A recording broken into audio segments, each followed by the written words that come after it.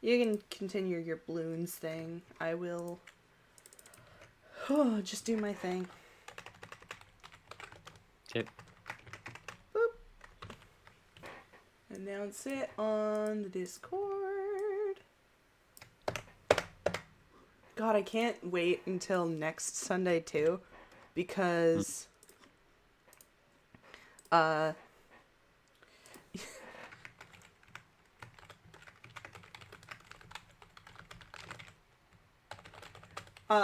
because next Sunday, Wes and I are finally both going to be available for that horrible Portal 2 stream.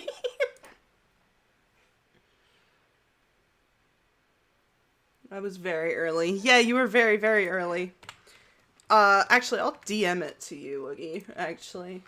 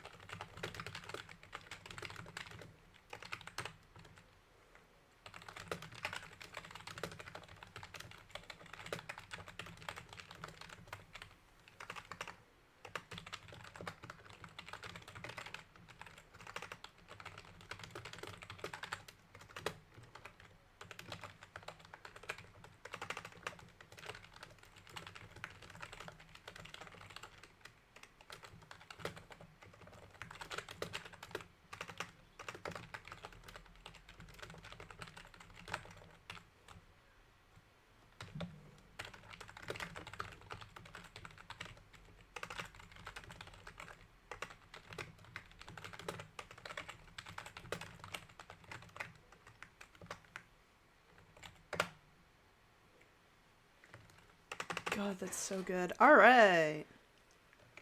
Close that. Close that. Post that. I need to exit Pal World. God, I'm loving Pal World 1.0. I am probably going to play Pal World on stream on Tuesday, because Wesley's not available, and I don't want to start a long play, because Thursday, the Mermaid Mask comes out. Not the Miracle Mask. That came out in 2013. Damn, I can't wait to play a 3DS Do it, game on thief, stream. grab. Yeah, do it. Play Pal World on Tuesday? Yeah, I will, probably. I'm not going to start my next long play till next week, so I actually don't remember what is next on my list. Let me look that up. Games list on my documents. Clover's list of games for 2026. Half-Life 2 done, Scanner Somber done, Oberdin done, Arctic Eggs done, Gator Game done, Oh, yay! Oh, cute! Yay! I'm excited to play this one. It looks very cute. Next game I'm playing is called Little Problems. I've been waiting. Oh, it's been staring at me. Only 20 left. Hell yeah, Woogie! Oh yeah, Wes wouldn't be able to... Wes is not available right now. So I guess you're gonna do Quirkus. Carcass, whatever the fuck. Where's my water bottle?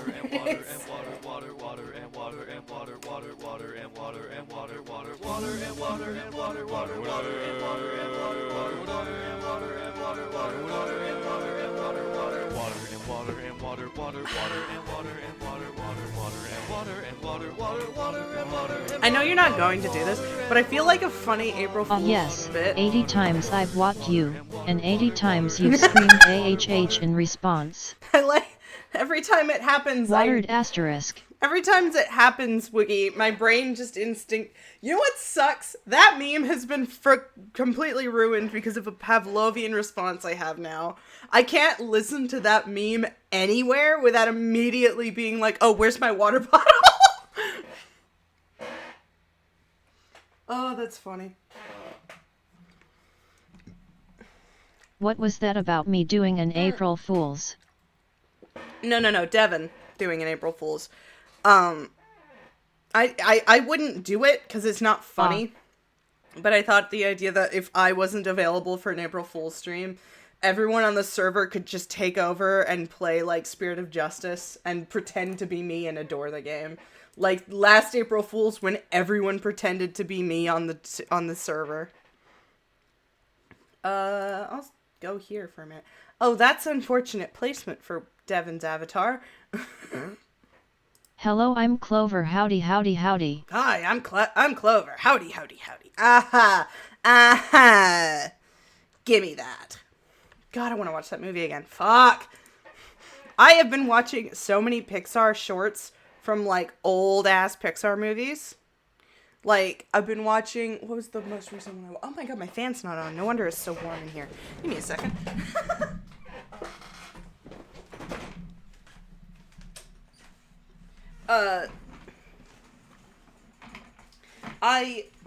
I've been watching Monsters Inc., Toy Story bits, Cars bits. I really want to watch kids movies. That's really all I want to do is watch kids movies. I can't help it. Kids movies are how I grew up. It's almost like I was a child at one point. No, but like I want to rewatch these movies because there are some bits that I didn't understand as a kid that I understand now, and they're so funny. It will probably please you to know that the voice for Woody in Danish is a Danish gay entertainer. Fuck yeah, he is. I always love learning about gay things. Just gay things. Pardon? Just gay things. Just gay things. Speaking of gay things, so I've watched every episode of the Futurama reboot, and there's one episode that I thought was gonna have an awesome, like a gay love then triangle you'd love thing. this. I was at a pride parade for the first time yesterday. I hope you enjoyed the pride parade. There was this episode, and it sucked for so many reasons, but there was this character in it that they introduced as like, oh, he's who Leela's soulmate is. And I thought the bit was going to be that this character was gay and his soulmate was Fry. Because the bit was that Fry's soulmate was Leela, but Leela's wasn't Fry's. At first, like, that's the conflict of the episode, and I'm like, whatever. I thought it was going to be a bit where the guy that she is supposedly the soulmate of had the soulmate of Fry because he was a gay guy. And I was like, that's going to be fun. And knowing Matt Groening, he's going to make it funny and a positive resolution and good like, he gave huge gay energy. But no, nothing comes of it. Like, he's like friends with Leela at the end, but Leela's just like, oh yeah, no, I just love you. You're my soulmate. And then the thing that told everyone that the other guy was her soulmate changes it to Fry. Like, apropos of nothing. No changes happen, and it made me really sad, because it's a really fucking... I had an amazing time, until I was alone on the bathroom and my suicidal / negative sweetie. thoughts came, and I had to say, well, time to go home. I hope you feel better now, Woogie. But yeah, I need to look this character's name up. I don't actually remember this character's name. Futurama plant guy. Not the farmer.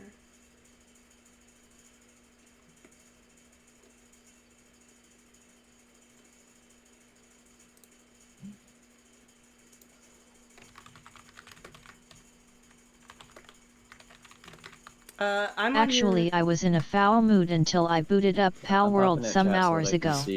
Now I'm luckily in a neutral state RN, I think. Yay!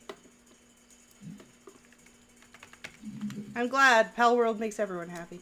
Oh my god, what is her name? What is his name? I've forgotten his name.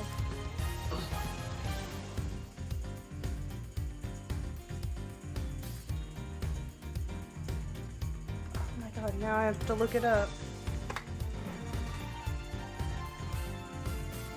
It's gonna bug me if I don't know this dude's name. I think it's in the newest season.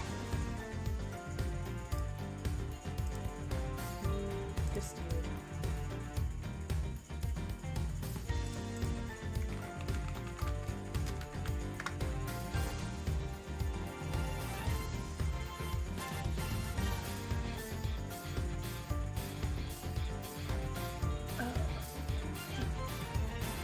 Branch Woodsman, that's his name. Branch, I thought Branch was a gay guy. He is not a gay guy. He just kind of... He's just kind of there. He's just kind of European. Yeah, not even! That sucks! They did nothing with this character, and that makes me so sad. Is he gay or European? Still can't crack that code. It's hard to guarantee. They both say things like ciao bella while they kiss you on both cheeks, so please fit. Gay or European, so many shades of grey. Depending on the time of day, the French go either way. Nagito Kamaeda. Where'd you get Nagito? I see either Byakuya or like a young Christoph Gavin. I see both of them too, but because of the coat. Oh yeah, that's fair. Yeah, the way this dude talked, I was just see like, shades of green. That's a chill-ass gay guy. But he wasn't even gay. He was interested in Leela, kind of, but he was more interested in his plants, and it made me really sad that they wasted the opportunity for the weirdest love triangle Futurama could have possibly done. But that episode sucked for a lot of reasons. I think it's like one of the worst episodes in the entire series. Anyways, we're not here to talk about Futurama.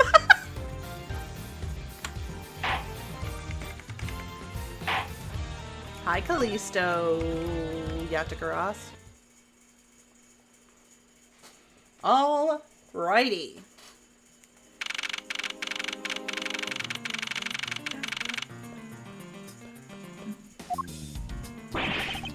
I can't believe it, sir. Extraterritoriality. I learned that word today. Yes, and there's nothing we can really do about that. In the end, we didn't have enough authority to bring him to justice. I can't believe that even though we know he's the boss, we can't lay a finger on him. I know. Hey, Mr. Prosecutor. Sorry to skip out on you, but I've got business to take care of. Peace, dude. If we can't even give him an evil guy like him a slap on the wrist, then what the heck were laws created for? What good are they? If the law can't help us, then I'll go as the Yatagaras and take care of this myself. Don't you dare. Mr. Edgeworth. Sorry, that was a bit too harsh. I know how you feel, sir. We're trying to take on an ambassador after all. And you did tell us earlier to get out of the theater. You're very quiet. That's weird. I'm like right by my mic. Might just be my settings then. Go ahead. This is kind of their country, I guess. Yep, definitely my settings. But I feel like I've been slapped across the face for just doing my job. What am I going to do? Should I retreat for now and formulate a better plan of attack? Come on, everyone, we can't give up yet. I'm gonna go actually steal some shit. I want you to think about something for a sec. We never let up even for a second as long as we don't stop investigating. We might find the rotten treasure hidden here. She's right. Come on, Mr. Edgeworth. You're right, Kay. Very well, let us reopen the investigation and see what we find. Come on, Kay. Francisca's not doing or saying anything. That's weird. Right behind you. All right, I'll go check up on Babal once more, sir. And I have some things that I need to investigate further in Alabasta. Bye, babe. She's so fucking physically cute, but she's the worst. Didn't the guy just say, like, hey, none of you are allowed back in Alabasta? No, he just said you're not allowed to investigate me anymore. He basically he said you're not allowed to investigate the murder of Damask II because, oh my god, you know what? Fuck you and fuck Wesley, because I just had to stop myself from saying Damask II.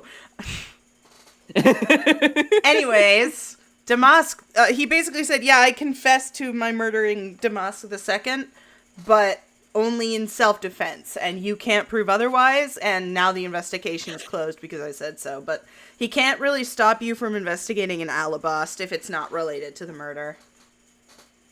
Yeah, I know. Oh, yeah, okay. I misheard you and thought you said Babal, but yeah. Now then, before I gather any more information, I should do a bit of housekeeping. Aww.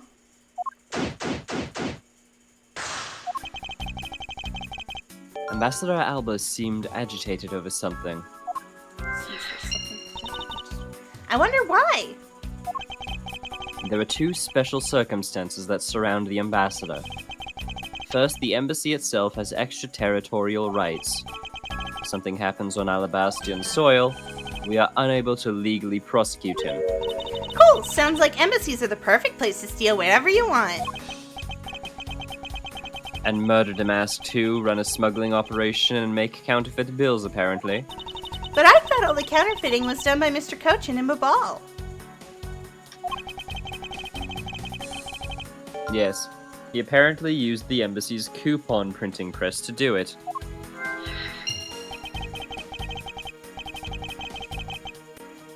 But it's the same story over there anyway. Babal also has extraterritorial rights. Which brings me to my next point. The ambassador's extraterritorial rights. Those rights are effective even in our own country. Really? No matter what happens, he can never be tried in our courts. He retains some very special rights indeed. Basically, no matter what wrongs he may commit, we can't bring him to trial here.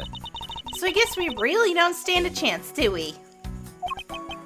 We might stand a chance if we can somehow nullify either one of his special rights.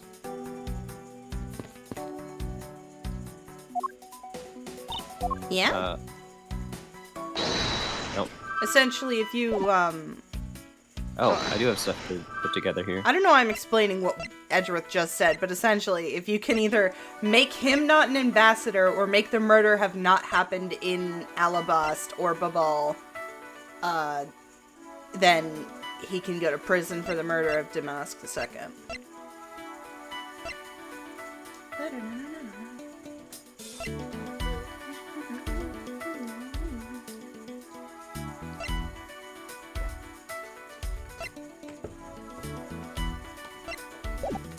I don't think I can combine those yet.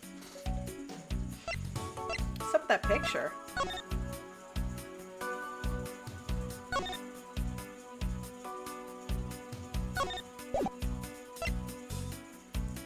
What picture? In the overworld.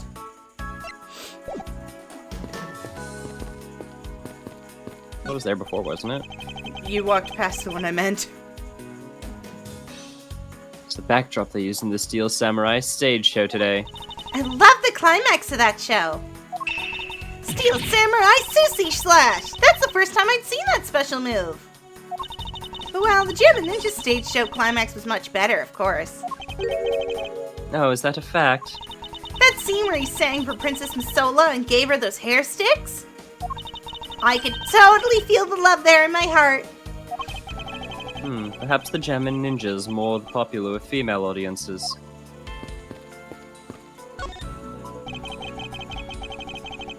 This was taken just before the two ambassadors gave the bouquets to the Steel Samurai. It looks like Larry is giving them bunny ears. Wait, is that just my imagination? Or is there something in that picture that I've seen before?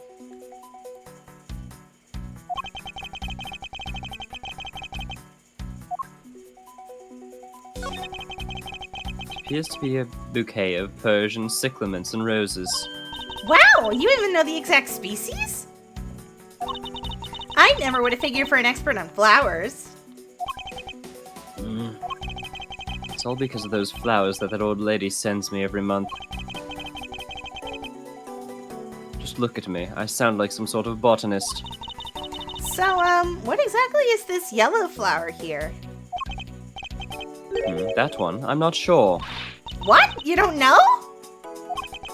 As far as I can recall, I've never seen a flower like this before, but I feel as though I've seen this shape somewhere before.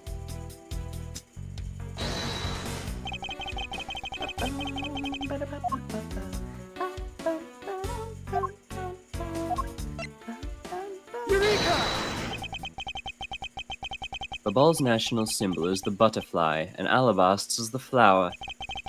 It would appear that someone is employing the old hide a tree in a forest trick. What are you mumbling to yourself about? Wait, what? The handle on this knife. Ah! Yes, it's the handle that was supposed to be on the blade that killed Mr. Cochin. The weapon that killed him was carried through the Theatrum Neutralis, in the very bouquet Ambassador Alba was carrying.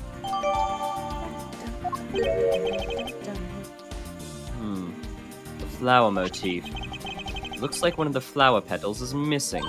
Oh, and take a look at the weapon itself. It's missing the exact same petal. Oh, that's what that is. Yeah, that's why I said last time, I was like, look at the wall and look at the flower on the wall. Because I was trying to help you figure out what that thing was. I wasn't sure when it would be relevant. And the knife in this photo is most definitely the same as this murder weapon.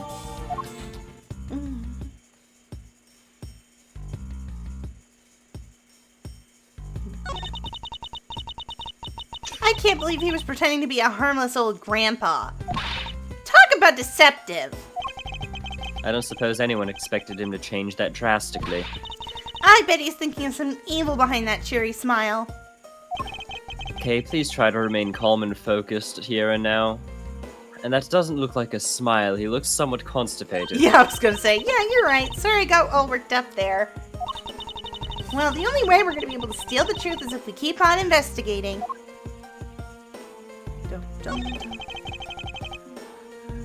There's that troublemaker standing there in the back, standing there smack in the center making two peace signs. Wow, the Steel Samurai stands out even more than the two ambassadors in this picture. Oh hey, the person playing the Steel Samurai is one of your friends, right? No, I have no idea who he is. Wait, but you just said he! You knew which gender he was, so you must know him, right? Just because I assume someone's gender doesn't mean I know they're their friends. I beg you talking about that person with me ever again. Mr. Polino has a really great smile, don't you think? I bet he was really happy when that they were going to become Cadopia again. Perhaps. But instead, he became the greatest victim in today's case. I wouldn't say he was the greatest victim. 2 people fucking died.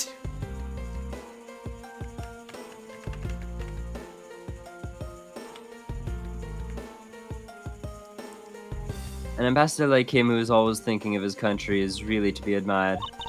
Yeah, although this happened, I hope they'll be able to reunite the country someday. I hope so as well, but for that to happen, we need to solve this case first. We need to see who it is. We need to see to it that those who would harm the new Cadopia are locked away. And we will.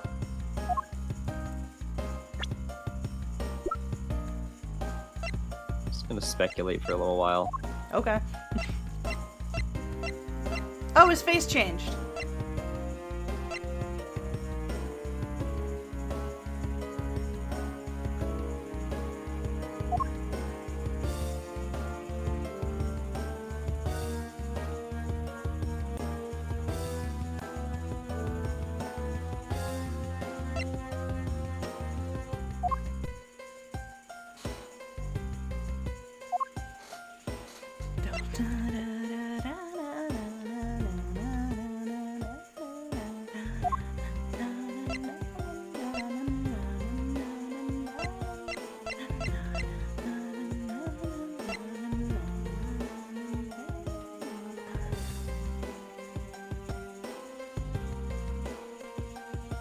So I think that because Babal is a separate country from Alabas, we're going to be able to pin the murder of this guy on him.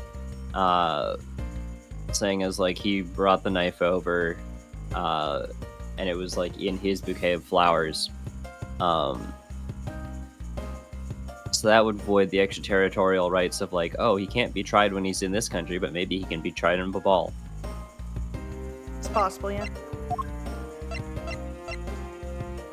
That picture of Larry looks weird. Am I crazy? Looks like his eyes... Kind of looks like a fairy. Yeah. But also his eyes don't look like they're lined up properly.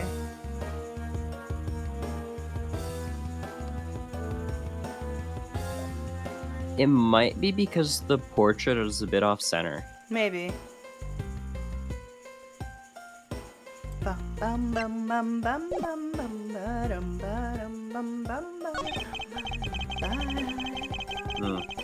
It seems that lilies are at the center of this bouquet, with an accent of chamomile. Wow, what does a flight attendant have to do with this? I can totally smell the wonderful fragrance. Okay, this is just a picture. I know that! But it's nice to imagine things once in a while, you know? Where's your sense of empathy? That's not what that means, Kay. Wherever your sense of smell came from. If you can smell the fragrance of flowers from this photo, that's more like a hallucination. You don't have to be mean about it. Let's just drop this before it's in full bloom. Shut the fuck up, Edgeworth.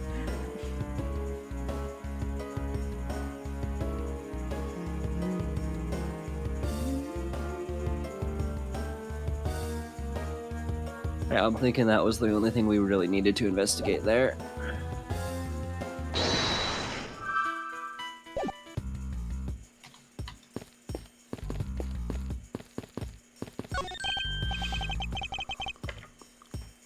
Hello, and welcome to the Embassy of Babal. I'm sorry, but I don't really need to enter your country at this time. Right now, for a limited time here at the Babalese Embassy, we're offering a very special experience, the terrifying fire surgeon's tour! So how about it? Shall I sign you up? Well, fine, thanks. We have an investigation to run.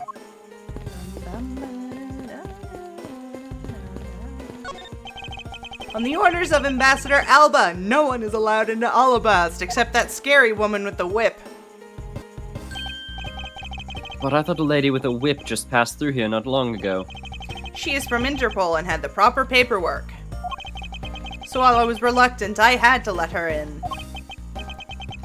Sounds like Francisca, alright. I will, besides, if I didn't, that whip of hers, yeah, I was literally about to say that's very good of Francisca to actually do the process, but nope, I was wrong. Yep, definitely Francisca.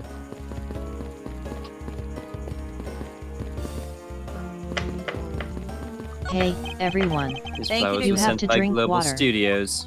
Global Studios? That's where they filmed the Steel Samurai television show.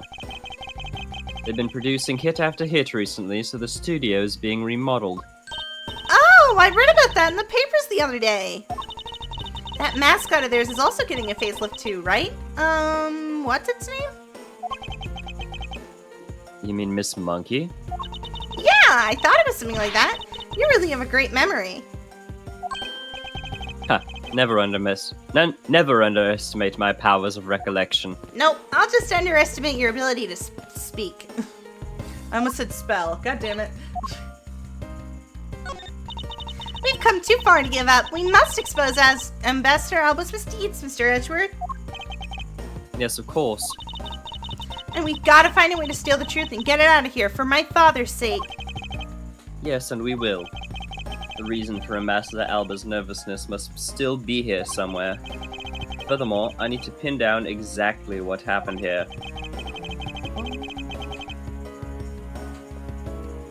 I'll start by thoroughly examining this room for any information I can find.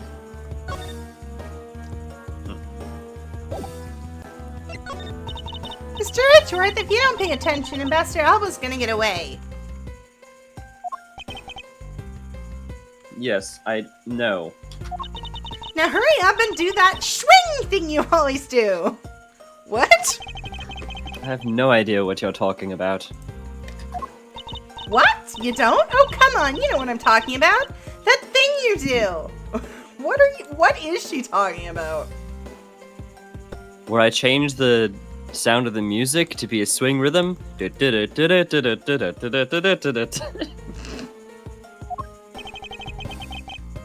you talking about logic? Yes, that's it. So let's hurry up and swing already. Alright. To be honest, it's been a bit hard to connect everything up until now just by looking. However, I should be able to piece things together if I take another look at my leads. Perhaps now is the time to use logic and reason my way to the truth. Maybe it is.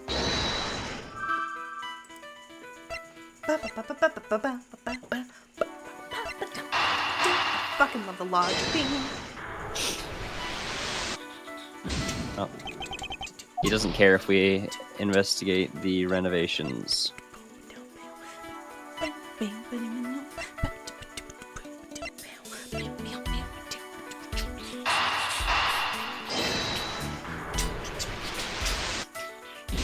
Oh.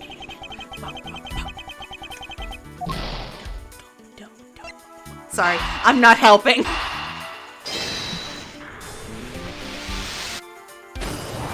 What? You know that the counterfeit bills were printed using the embassy's press, but the necessary materials, such as the Babalese ink and paper, must have been hidden in a secure location. But what do you think would have happened if the renovation had begun? Well, he probably had to find a better hiding place or get rid of it all. Right, so we can assume that the renovation was the cause of the plate and bills disposal. And the reason Mr. Cochin was killed as the ringleader of the smuggling operation. Based on what we know, who do you think was the one with the most to gain?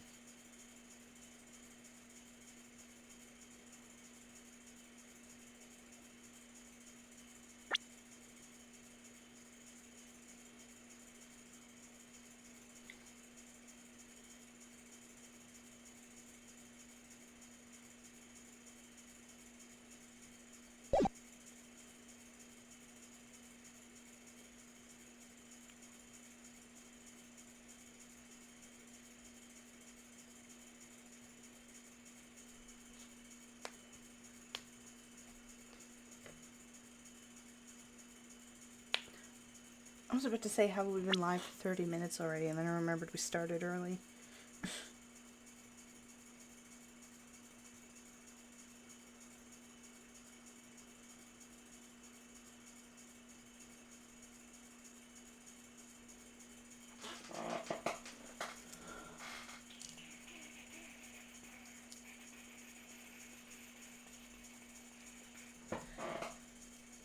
Oh, I had too much to eat before stream. I've got a tummy ache. Oh, I'm sad. So I'm not sure if it's trying to say, like, who had the most to gain by sending the plates over across. No. It's trying to say who gains the most from getting rid of all the stuff for the renovation or whatever, I think. All I know is it's not Paleno.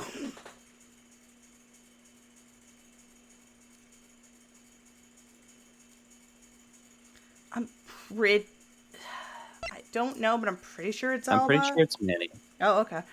Your choice. Well, here's the thing. If it was about getting rid of the bills... I'm just trying to parse the statement that they're trying to make here. We can assume that the renovation was the cause of the plate and bills disposal, and Mr. Cochin was killed as the ringleader of the smuggling operation. Based on what we know, who do you think was the one with the most to gain? Sorry,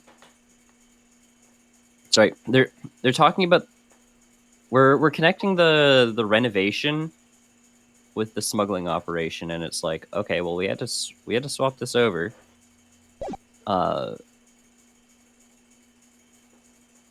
So Manny had the most to gain by... Sorry, not even the most to gain. It's like... He had to get rid of the stuff. But if he does that, then Alba gets the plates. which puts him in a bit of an advantage in the sense that, like, okay, well, now Manny has to go and get it back from him. Sorry, I'm undoing part of my bra.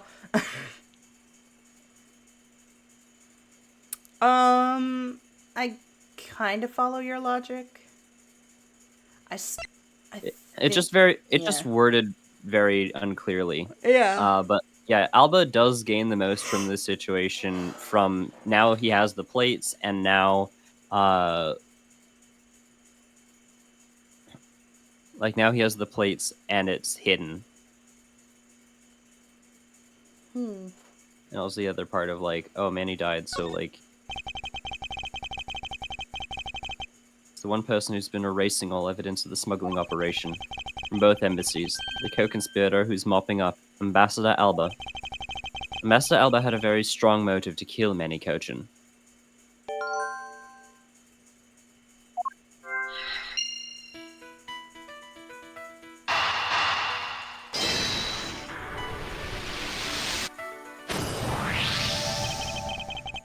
The cause of Ambassador Alba's agitation, the rotten treasure we may find, and the motive for killing Mr. Cochin.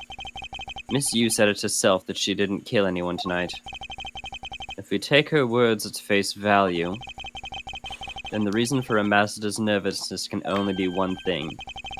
He didn't want us to discover the real circumstances under which Mr. Cochin was killed. Then you mean Ambassador Alba's the real killer? But I thought the two of them were friends. Maybe they were, but what if Mr. Cochin was the one who first betrayed their friendship? Oh, I get it! Wasn't Mr. Cochin pushing really hard for Mr. Polino to be ambassador after the unification? Yes, and that was the real reason why he wanted to steal Alabast's Primaduck statue. So Mr. Cochin hired Damask II to go steal it for him. I fucking hate you, Devin. But when Ambassador Alba found out what he was up to, he killed Mr. Cochin. I literally have to stop and hesitate to think so that I say Damask II instead of Damask II, and I hate you so fucking much. You are the worst human being I have ever known in my life. Yippee, psychological conditioning.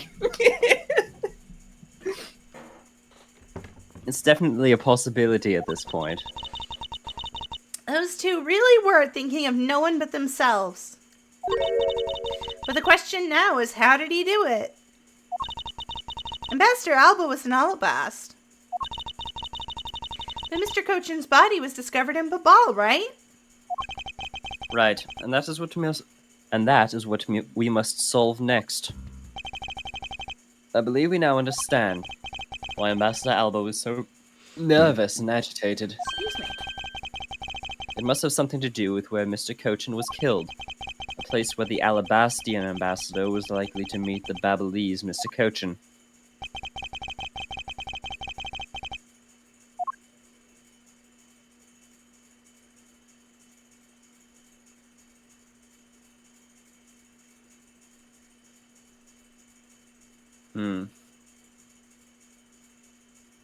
Like, the obvious answer is, like, oh, he was killed where we found him. But with how many bodies get moved in this game, I'm not entirely... It's not what it seems. Sorry. You saying that made me think of the Wizards of Waverly Place theme.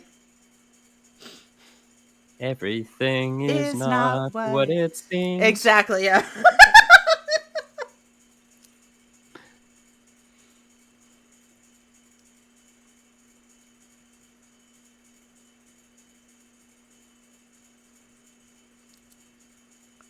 Yeah, I mean, like, this is the obvious spot.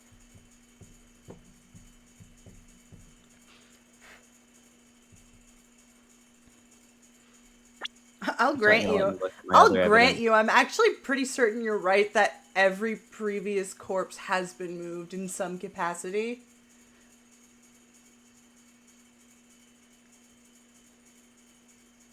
The way that you're saying this implies that this one wasn't. No. I was just thinking about it, because in my head I was like, not every corpse has been moved. And then I realized, yeah, the only corpse that hasn't been moved in this game that we've met so far is Jim, or Buddy, or whatever the fuck his name was, in the first case. But yeah, Cammy moved the corpse of the Interpol agent. Colin DeVore was moved by Lance. And, oh, actually, Byrne Faraday wasn't moved either. Huh. Still, you're right. No, he was moved to make it. Byrne was moved to look like they killed each other. Oh, yeah, I guess so, And, technically, yeah. And Buddy was moved to get access to the files. Yeah. Well, geographically, they didn't move. They were just, their positions were altered, I guess. Yeah, so my thinking is, like, the obvious one is this. I don't think he was killed in the courtyard of Alabast. I don't think he was killed. Maybe he was killed at the renovations, actually. Possible.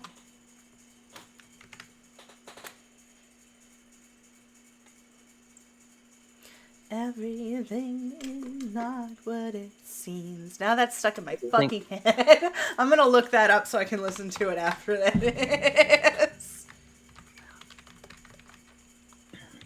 Because that is where we found the, that is where we found the piece of the dagger.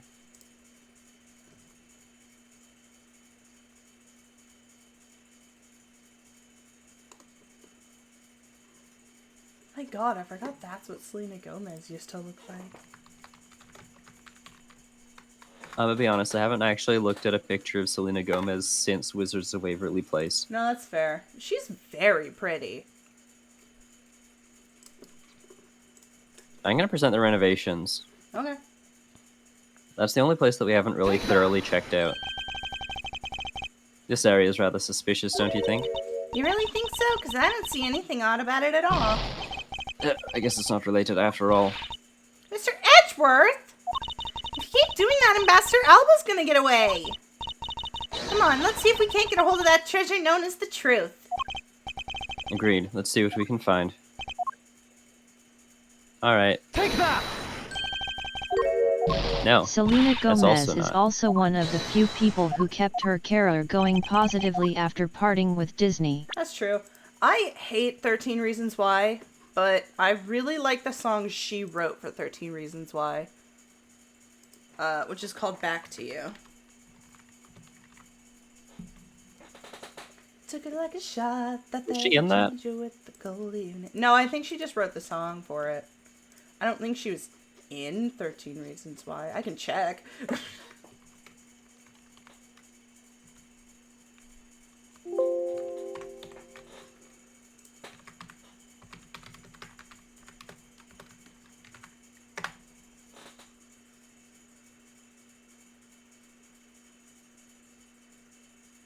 Oh, she was an executive producer on the show. What?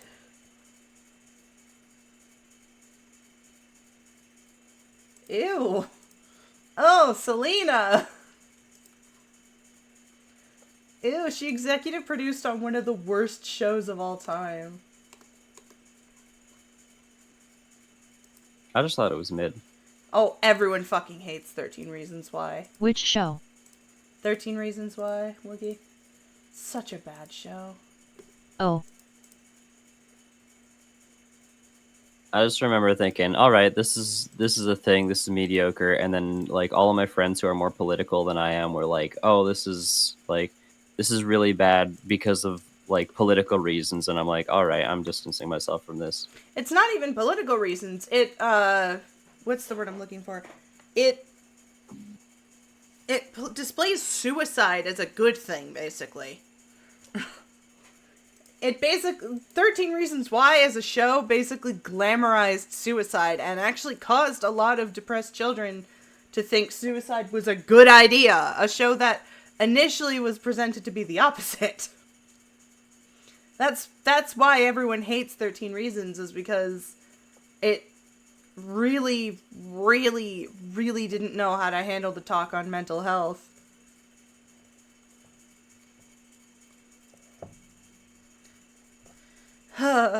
But, you know, the song's good. You could break my heart in two, but when it heals, it beats for you. I know it's falling, but it's true. I know I'd go back to you. I wanna hold you, and I'm not supposed to when I'm lying close to someone else. I'm stuck in my head, and I can't get you out of it. If I could get you out of it, if I could do it all again, I know I'd go back to you. Yeah, it's not a bad song.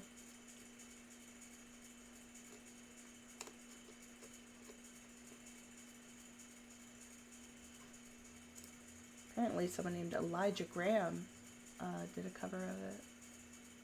Might go listen to that.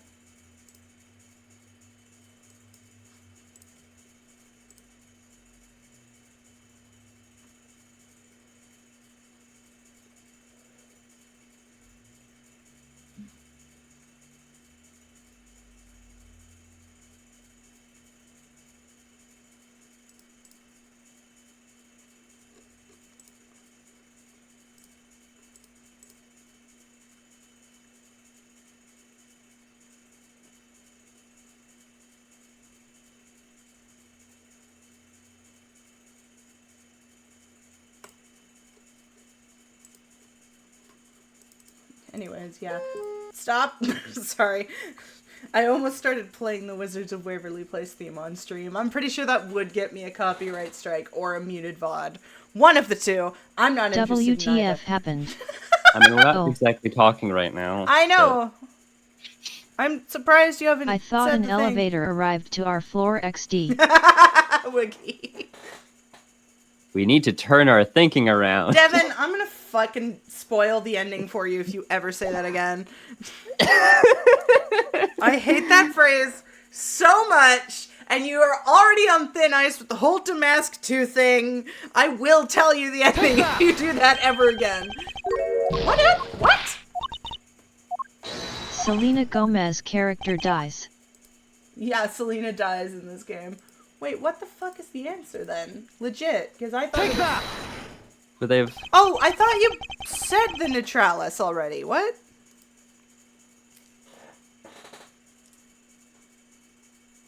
No, I was like, there's no way that he killed him in the place, in like the meeting place between the two nations, where, like, everybody was, like, entering in from, like, the main fucking entrance. Well, there's a possibility to do it before everyone entered.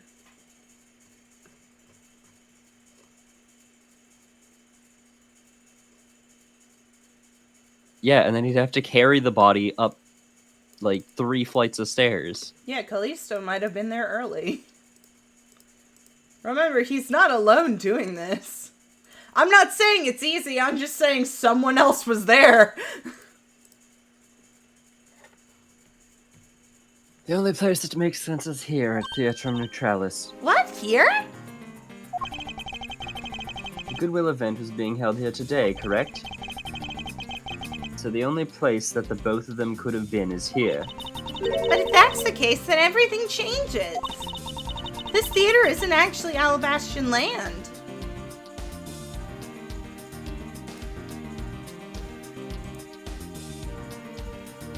Hello? Sorry. So that wipes out one of those extraterritorial rights he has. I was trying to, like, make a reference to a song, but I'm like, no, that's not how the song goes. It makes logical sense, in which case it is a reason for us to investigate further. So, what should we check out? Let's see. I believe we should check the immigration records for both Alabast and Babal post-haste. Babal's records should be easy to obtain, however the problem will be with Alabast. I wonder if they would allow us to see their records despite the order to vacate. Yeah! I forgot that Francisca actually kind of rips in this game a little bit. Like, she's actually not bad in the games where she works for Interpol. I mean, she's bad, but she's not as bad. I'm already one step ahead of you, Miles Edgeworth. Perhaps it's because she's not whipping people in the courtroom. That's true. I just wish she wasn't whipping people, period. But if she stopped, like, I'm not exaggerating. I feel like if Francisca stopped whipping people... I'm going to bed. Night, Woogie. Good night. I would like her 10 times more, because she's really good in this game. I have here the security footage from both Alabast and Babal. You would do well to look at its contents. You move fast. A Von Karma strives to be perfect in every way. It's not in my nature to keep on retreating like this. I took the liberty of overlooking the Babal investigation reports as well. Night, Woogie. Night, Woogie. So from now on, you will make no excuse to back down or say we can't solve this case. I'm sorry about earlier. We won't be beaten. Because my cute little subordinate is going to try his very best, isn't he? That's such a... That should patronize me enough for a lifetime. That's such a weird way to put that, Franny. So, this video contains footage from Alabast's immigration screening area. I really hope there's something in here we can use. I have to pee, like, right now. I'll be right back. Thank goodness there's a video player right here. If there's a line I can read it on right here. Oh shit, hey dude. Oh yeah!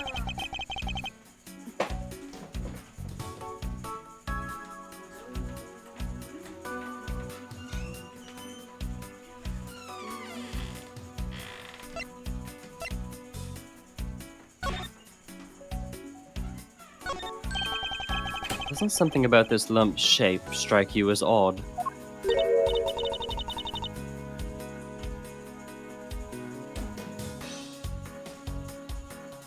Huh? It isn't supposed to be this shape? No, there's clearly something odd about the bulge. If only we had the pushcart itself, we could compare it and confirm my hunch.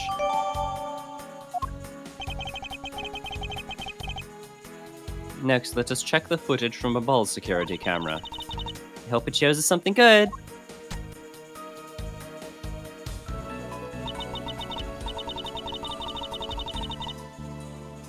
Phooey, there wasn't a single sign of a suspicious person or anything. That right there is the contradiction.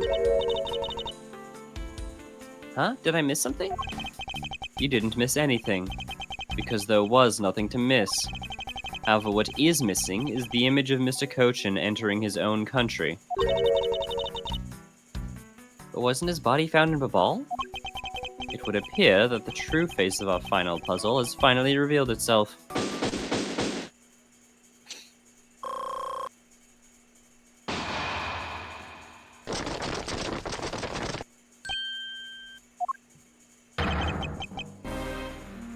Ambassador Alba.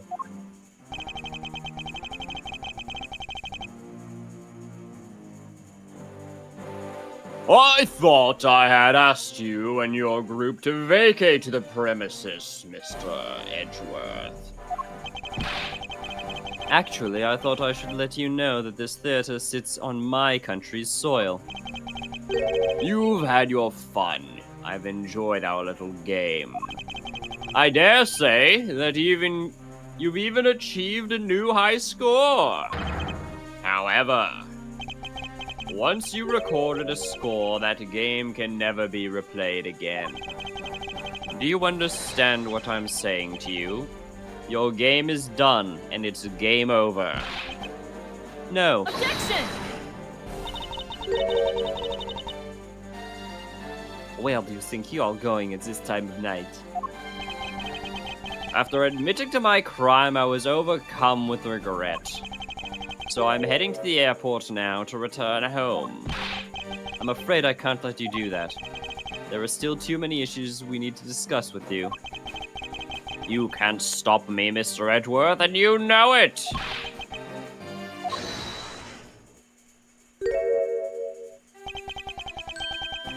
Please, may I have a little bit of your time, Ambassador Alba? Ambassador Polano. Even just a teeny little bit of time is fine with me. The already strained relationship between our countries is in a precarious situation, you know. Very well, if you insist. I will play just one more round with them and see what they want. Not that they'll get any farther. Ambassador Polano. Mr. Edgeworth. All I wish is for the normalization of relationships between our two countries. But there is one person standing in the way of that dream. I believe in you. You do what's right. Thank you for your vote of confidence. Now then, what is it you wanted to ask me about?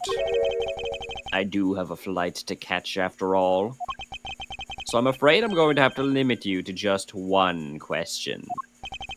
That's more than enough, because I only have one question anyway. I want to hear your alibi about how you couldn't have killed Mr. Manny Cochin. Oh, I see. You seem to have a good hand this time around. This should be fun. This is the very last chance we have to bring him down. I won't allow even an atom-sized contradiction to slip by.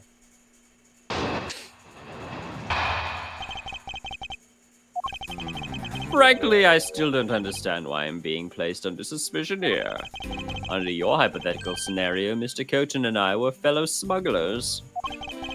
But to get to the point, I was an alabast the whole time. So it's simply not possible for me to have killed him in Babal. That is my alibi. So that is your alibi. That is correct. It's simply not possible for me to have committed a crime in Babal. Now that we've cleared that up, I'd appreciate it if you would move out of my way. Hold it! I said hold it. What is it this time? I thought I told you I'd only allow one question. You did. But you still have yet to really answer my one question. What? I'm here. Hello. Until you tell us the truth, I will refuse to budge an inch from where I'm standing. Very well. I'll play with you just a little longer. Miles Edgeworth, as my subordinate and representative of this country's prosecutors.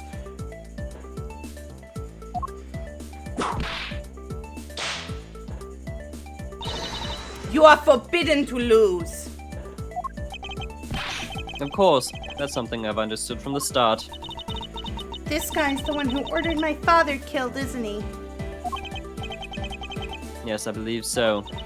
The goal of the first Yatagarasu was to capture the smuggling ring's leader. My father and Uncle Bad.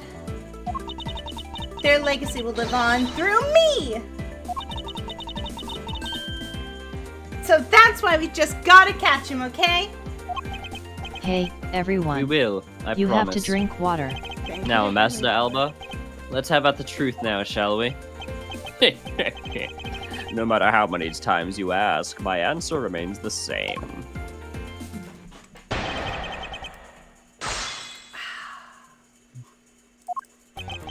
Frankly, I still don't understand why I'm being placed under suspicion here.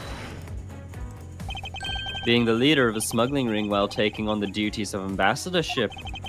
Don't you think the combination is more than enough reason for suspicion? Then there's the matter of the crossbow arrows and the Primaduct statues. All of that is nothing more than flights of fancy. What do you mean by that? Under your hypothetical scenario, Mr. Cochin and I were fellow smugglers. It's not a hypothesis. Earlier, we proved it to be what happened. Well, let's leave it to one side for now, because it doesn't change the fact that I have no motive. Oh? So you really had no reason to kill Mr. Cochin? If you want to suppose I have one, then why not? I'll indulge you. After all, this is nothing more than a silly game to me. Even if that is how you see things, I'd appreciate it if you would take me seriously. I'm sorry, but I suppose you're in a bit of a pickle. Very well. A game is no fun if the playing field isn't level, and this is the funniest shit I've ever seen. Therefore, I formally claim that I have no motive to kill. Now let's see you disprove it. Please stand the looking crowd when he knows he killed another human being. Well, I'm not going to stand by and watch him get away with his crimes. Sociopaths are kind of like that, Edgeworth. I don't know how you don't know that. You've been doing this for 4 years. In that case, what motive would I have to kill my co-conspirator? Hold it! Are you serious that just because you were partners, you had no motive to kill? I'm only following your hypothetical scenario to its logical conclusion. Looks like he's not going to admit it himself that he was in league with Mr. Cochin. I suppose not. But I do know his relationship to the smuggling ring and to Mr. Cochin. You mean he's the ringleader that Mr. Cochin was his subordinate, right?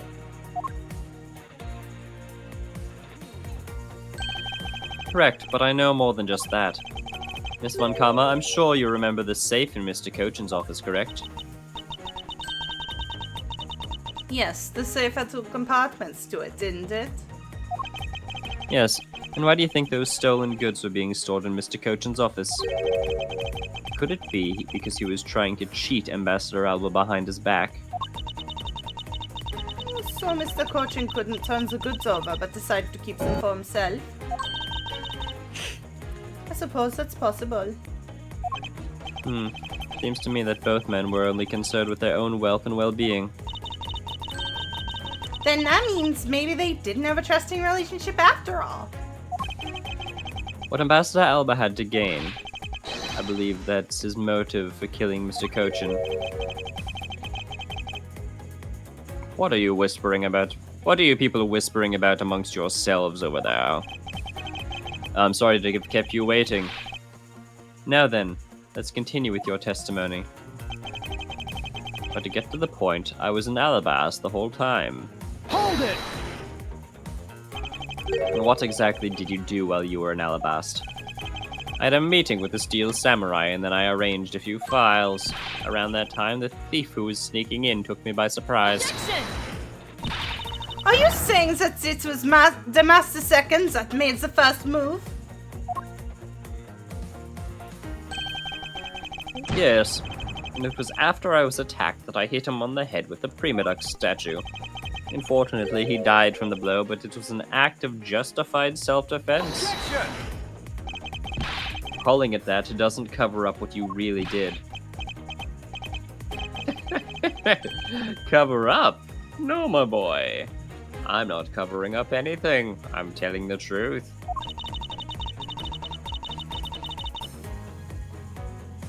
You weren't planning to admit it, which is why you tried to flame the Steel Samurai. If you were the ambassador, if you weren't the ambassador, I'd be letting my whip fly loose on you right now. I'm terribly sorry that I didn't clean up the body better, but I am a busy man. I had a speech to give in the Rose Garden after that, you know. Objection! Yet despite that, you still had time to kill Mr. Cochin, didn't you? Objection!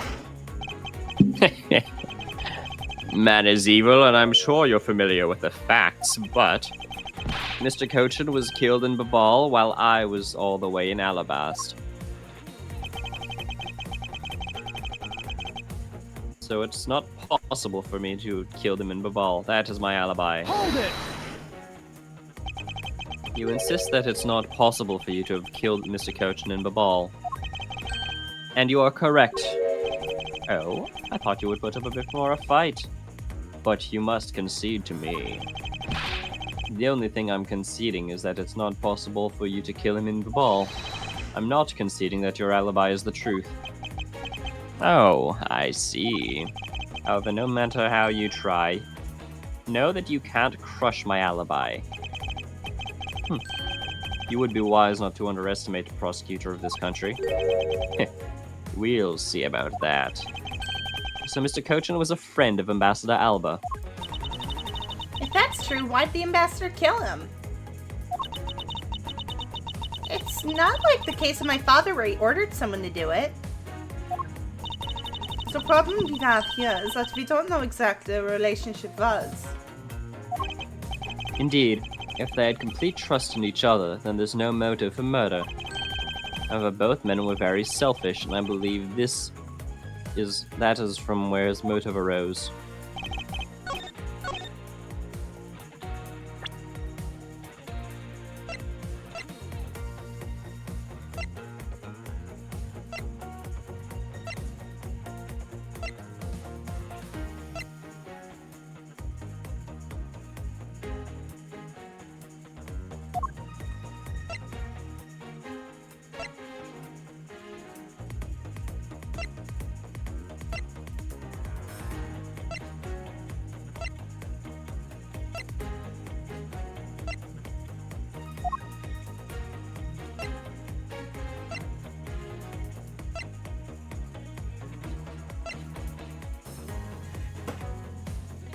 There's a fucking ant on my computer screen. Off. There we go. Now it's on me instead. No, please do not go in my hoodie. Thank you.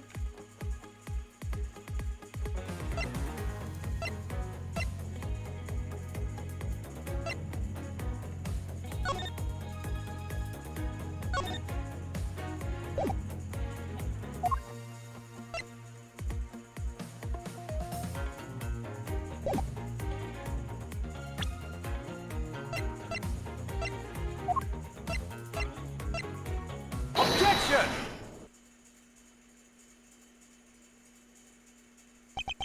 If you want to know, I believe you did have a motive to kill. It was because Mr. Cochin had betrayed you.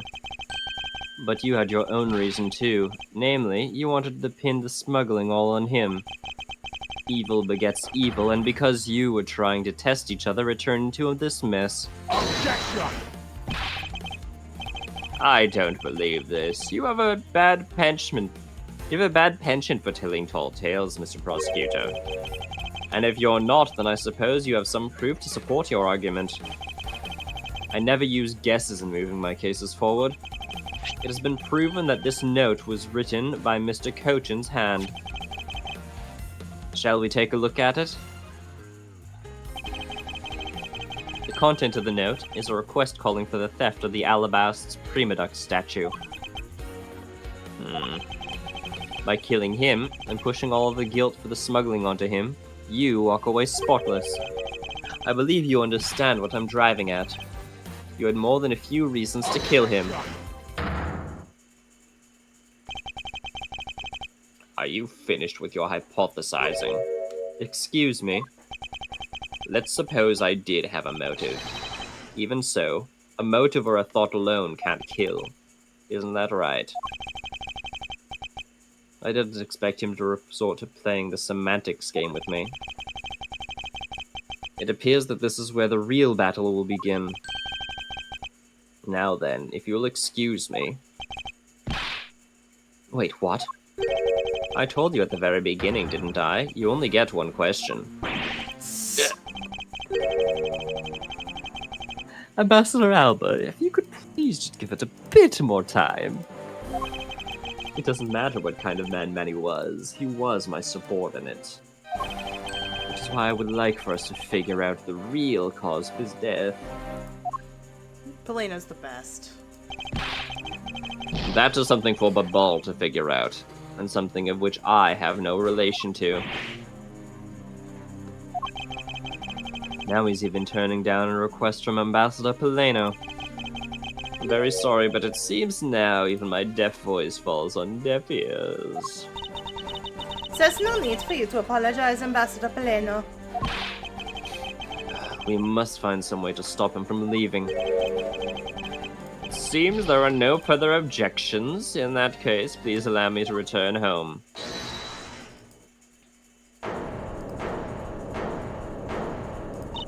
Hold it right there, Ambassador Alba! Okay. Like I said, Mr. Edgeworth, the Yatagarasa's legacy will live on through me. Yes, but how do you suggest we stop him from leaving? You just leave that to me. Ambassador Alba, do you recognize this? No, and why should I recognize that tattered old organizer? Wait, where have I seen that before? That's the clue my father Burn Faraday left for us. Did you say Burn Faraday? Yeah, Mr. Woodman. Mr. Faraday's organizer. Don't tell me this is the one from the second KG8 incident. The one in which he wrote about the Yatagras key. Yes, this organizer belonged to the prosecutor you had Miss Yu kill 7 years ago. I have no idea what you're talking about. You say it like it was related to me.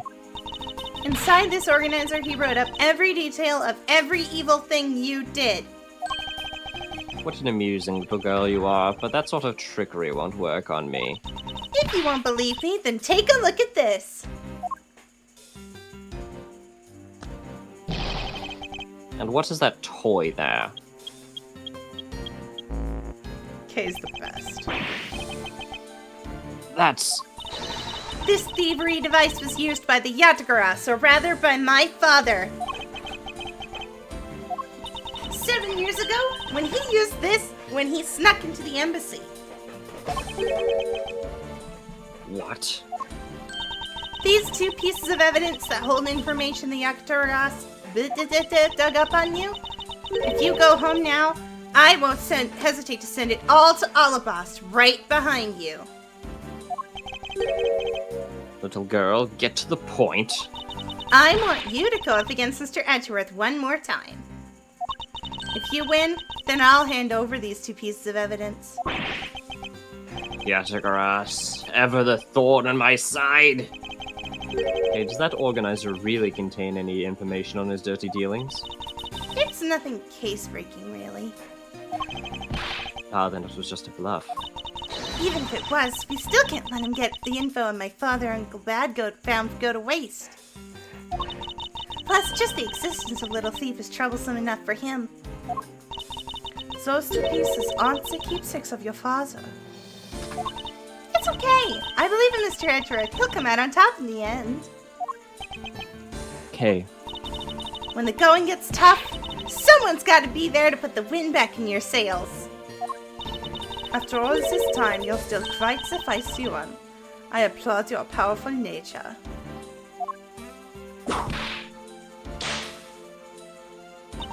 I refuse to lose this too.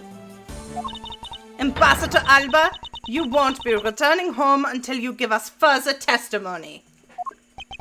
How dare you all, barring a person like me. Ambassador Alba, your testimony, if you please. Alright. Forgive my French, but this is the absolute last. Then, if you use all the power of Ambassador Paleno's offices, you won't stop me. Can't let the opportunity Kay has created for me go to waste. That's... Kay is the fucking best. The last time I met with Mr. Cochin was here at Theatrum Neutralis. After that, I was in Alabast the rest of the time, as I stated earlier. In which case, I did not see Mr. Cochin again after that. So you see, there is no time span in which I could have killed him, wouldn't you agree? Now, since you people were practically begging, I'll allow you to question me. What an arrogant old man!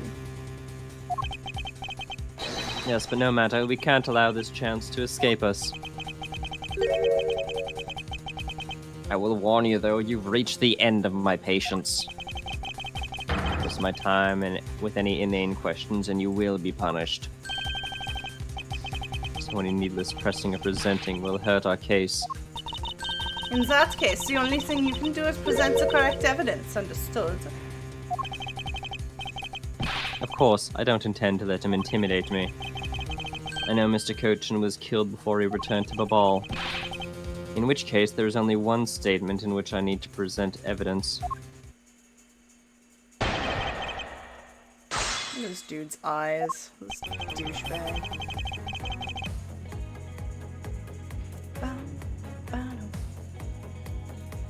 Oh, that's weird. What? What's weird? Oh, it wasn't letting me, like, click, so I had to scroll for this one. Yeah, that's weird.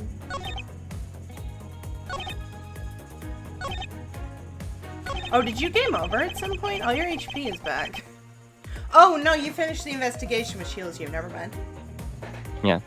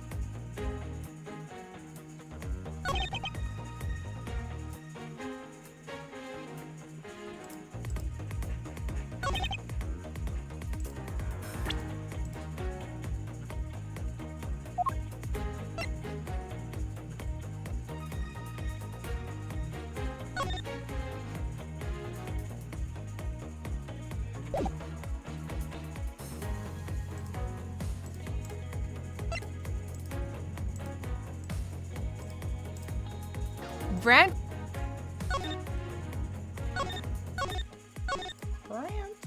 I just started an ad by accident on Discord trying to look at a thing.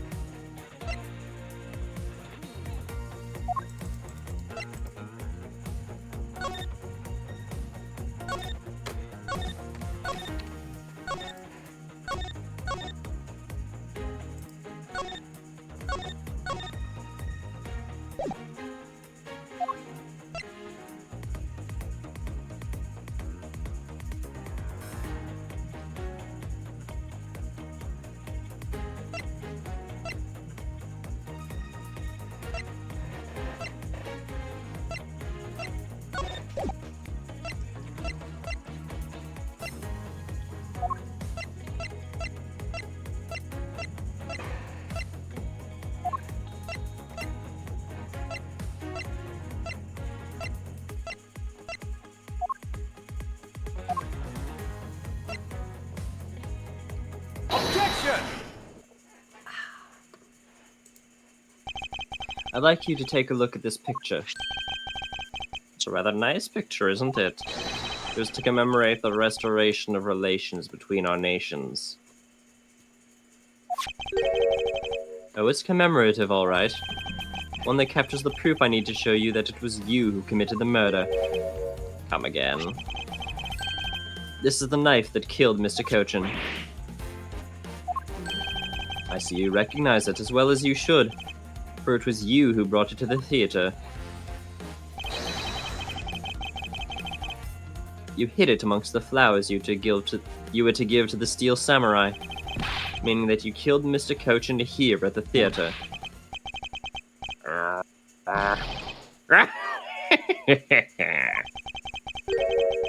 It's time for me to catch my flight. What a cunt.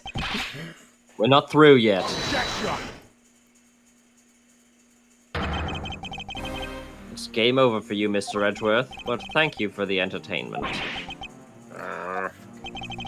No matter how passionately you orate, the end result will still be the same. I won't be returning to this country ever again. That's right. This man is an ambassador, and he has extraterritorial rights. No matter how hard I chase after him, we won't be able to have him tried in court. Yes, that's exactly the face you should be making. So the face of a worthless cur.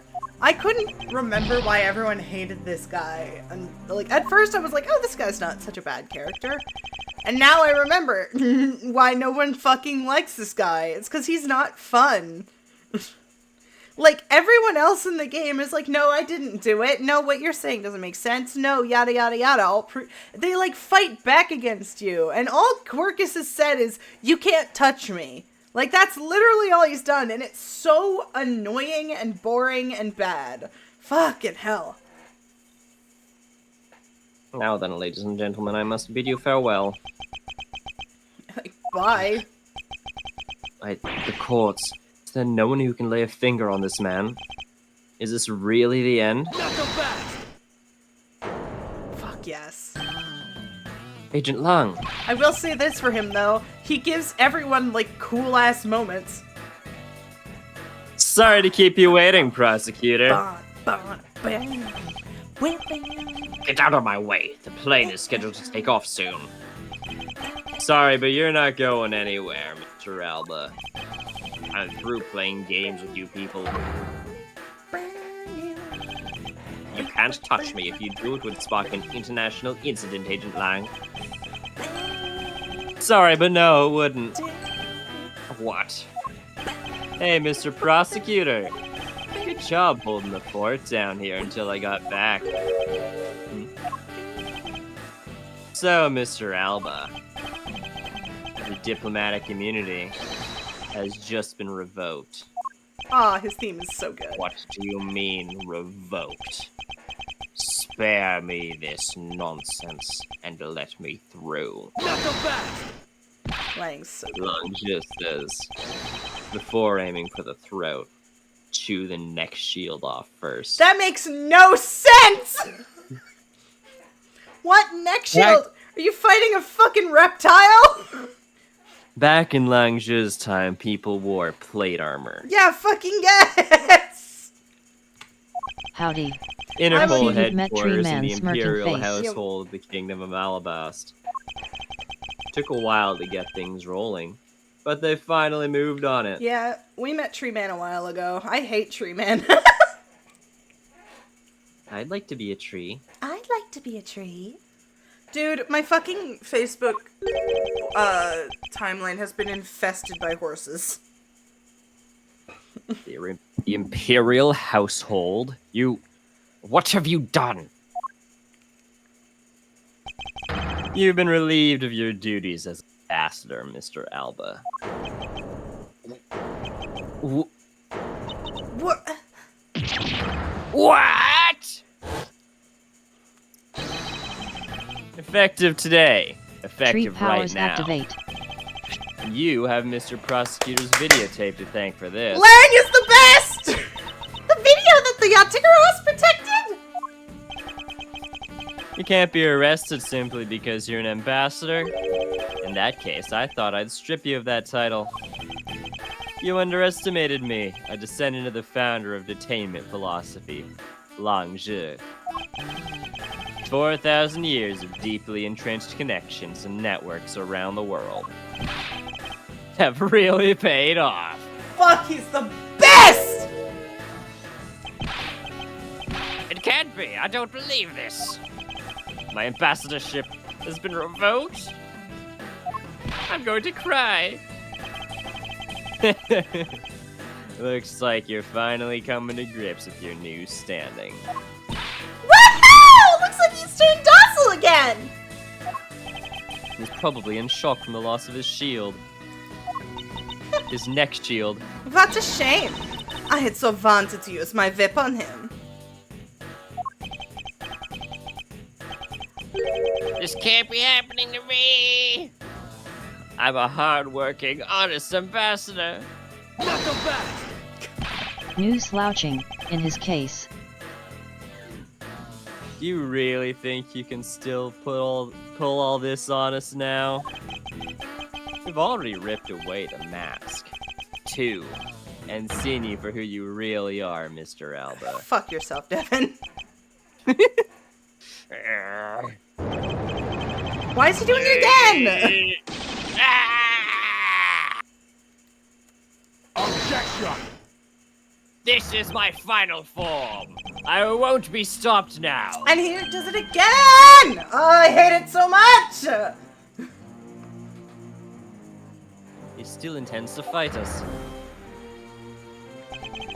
So what if I'm no longer an ambassador? You still don't have any evidence on me. Ugh! remains that you cannot arrest me. Oh my god, you're the most obnoxious character ever!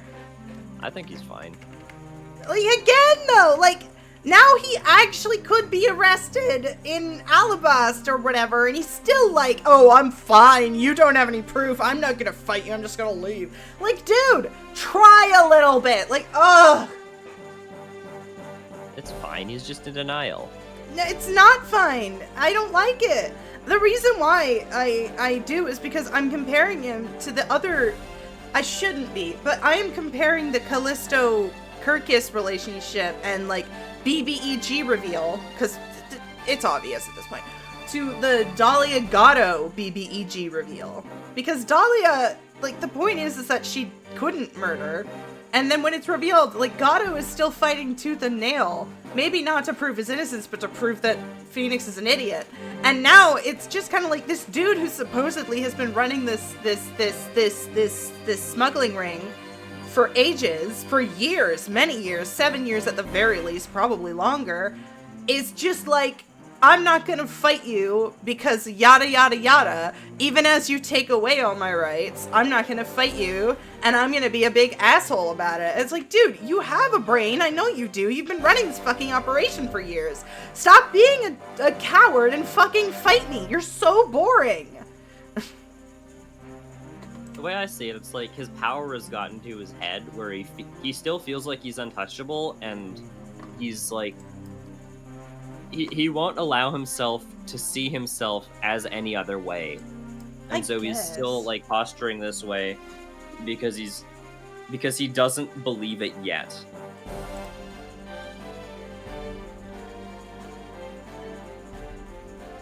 But yeah, I sort of see this as like we've stripped away his temporary HP and now we're fighting his real HP. This is his real health bar now. I guess. Because now he's back to the default of, oh, you still don't have any evidence. Yeah, fucking Pink Bean with its 3 HP bars. Yeah, this is a boss fight. I uninstalled MapleStory before I got tempted enough to actually open the game, by the way. I'm proud of you. I'm not, because I keep looking at it and I'm like, God, I want to play as Luminous again.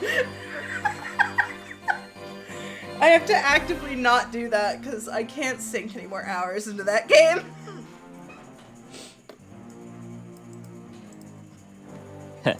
I'd expected no less from you, the boss of the smuggling ring. Well, the rest is up to you, Mr. Prosecutor. Understood. You say that I killed Mr. Coaten in this theater. But even if it's true that there was a knife in my bouquet, I left that bouquet in the theater. So anyone could have taken it out from there and used it, right? Besides, the claim that he was killed here itself is odd. After all, wasn't his body discovered in Babal? Are you claiming that I carried his body all the way over there? Preposterous. Objection! I'll be the one to prove whether it's preposterous or not. Ex-Ambassador Hey, Alba, everyone. are you ready? You have to drink water. Because this is no game. This is war. To the right, to the left, we will fight to the death, to the edge of the earth. No idea. This is War by 30 Seconds to Mars. Ah. He said the W word. I killed Mr. Coachen in this theater using a knife that was stuck in my bouquet. I left that bouquet in the theater. Anyone could have taken a knife from there. Besides, Mr. Coachen's body was discovered in Babal, right? There's no way for me to have transported his body from the theater to Babal. Look, don't you think you've had enough fun with me? You've already stolen my ambassadorship from me. Would you have me surrender too? Not so fast! You have no plans to ever return to this country, isn't that right? Did you know that a bunch of your subordinates are seeking asylum because of you? As if I care. Hey, Mr. Prosecutor, Boot this guy out of the embassy and you can finally end everything. I know, and I will give it my all to see that he leaves in handcuffs. Without the title of ambassador, he is just another witness. Yes, just another witness. Alright, what are we waiting for? Let's get this guy! And get him good. What if they understand that all I can do is present evidence to the testimony? Dude, Lang is absolutely going to rip this guy apart like an actual wolf.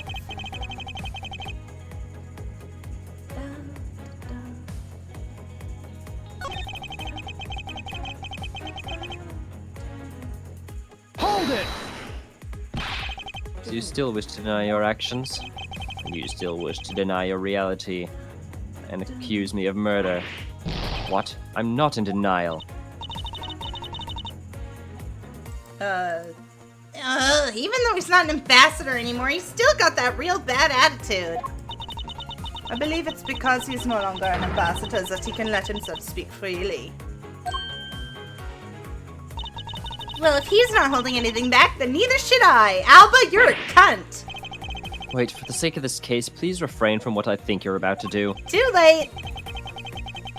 Quite the pair of frightening women you are, but I digress.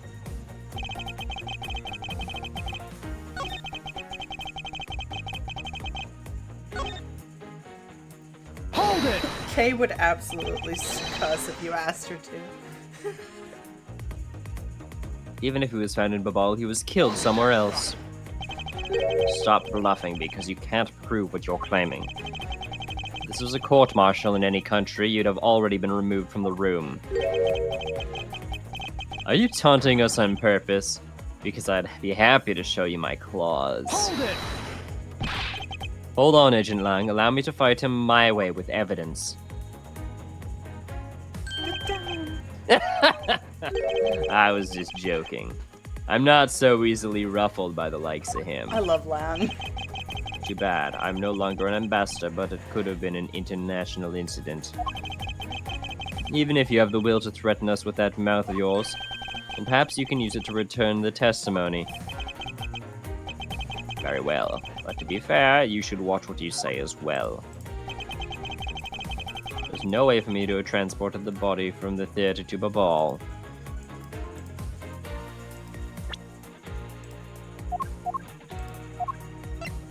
Objection!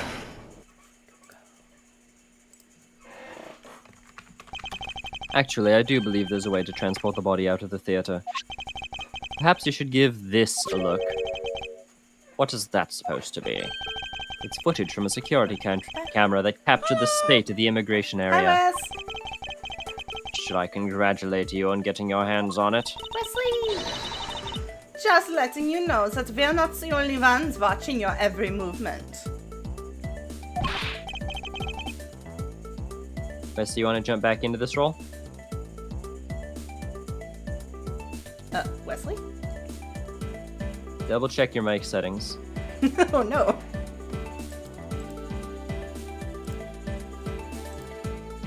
By the way, Dev, I was telling Wesley earlier, try to join, my computer crashes. Oh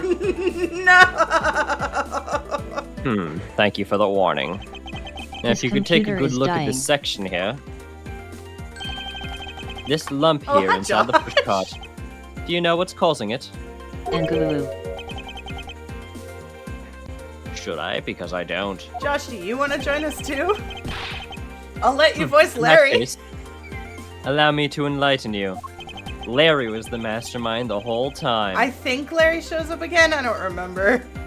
This is the cause of the unnatural lump in the pushcart. And I guess I'll just present the body. Take No. that! Nah, okay. What is the meaning of showing me that? It's to say that the unnatural bulge in the pushcart is Mr. Cochin's body. He's got his ass up in the air. Yeah, he's fucking submissive and breedable pose. Jesus. You had the steel samurai wheel his body away from the real crime scene.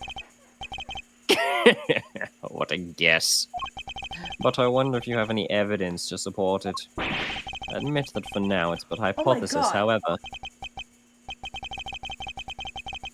Sorry, I think a ant or a fly landed on my fucking face and started crawling on it. Jesus. That was weird. Sorry, that startled me really bad. I don't have any more time to play with you people.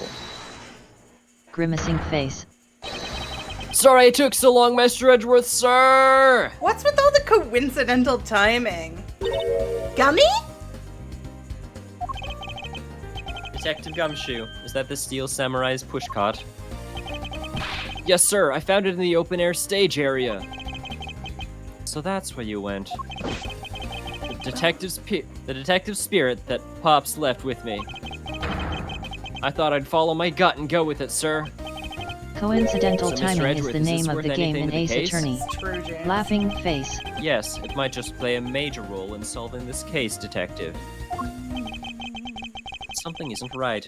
I thought that the entire samurai family was an alabast. Where exactly in the open-air stage area did you find this pushcart? Found it just lying there at the edge of the stage, sir. Oh. Well, let's leave that for now and examine the inside, Detective. Yes, sir.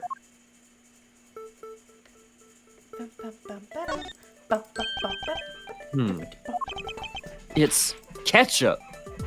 Oh, Gummy. Blood. This must be Mr. Cochin's blood, which only goes to prove that Mr. Cochin's body was indeed transported by this pushcart. I believe you understand what this means, correct? You killed Mr. Cochin at this theater, and then placed his body inside of the pushcart. And then you forced the Steel Samurai to unwittingly move the body for you. That's a weird use of the word forced. I forced him to move the body into Alabast. What nonsense. Why would I bother to do such a thing? Objection! You were scheduled to make a speech in Alabast, meaning it was difficult for you to make a stop in the ball. However, what if you moved the body to Alabast? Because it was your embassy, you could keep an eye on it and tamper with the evidence. And then, you smuggled it out of Alabast. No! If I can show you how you moved the body from Alabast to Babal, then I win. But you can't! I have evidence-proof armor! The security between your two countries is incredibly tight. I'll be the one to judge whether or not I cannot prove it. And so I ask you to provide us with testimony regarding your movements after you return to Alabast. Miles Edgeverse. Whoops. Have you figured Wish I it could out? stay, Do but you know I've how got the body somewhere was to be moved? soon. See you, James. Take care, y'all. To be honest, I have nothing to support my hypothesis at this time. However, I don't believe I made a mistake in my logic up to this point. Which means... There's no questions that can't be answered, right? the Prima Duck statue was smuggled successfully through a brief flight through the air. So why shouldn't there be an answer to how the body was moved? Which means that there must be a logic flaw somewhere I can exploit.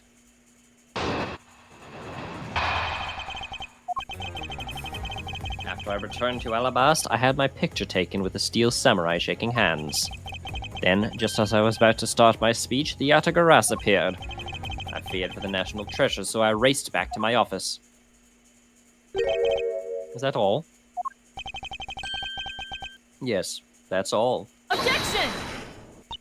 It looks like you left out a few things. Such as the murder of Master II. Furthermore, you left out the part about a meeting with me in your office. Those trifling matters. I don't believe I need to speak of those things again. I do so hate choice time. What? Is not every life precious?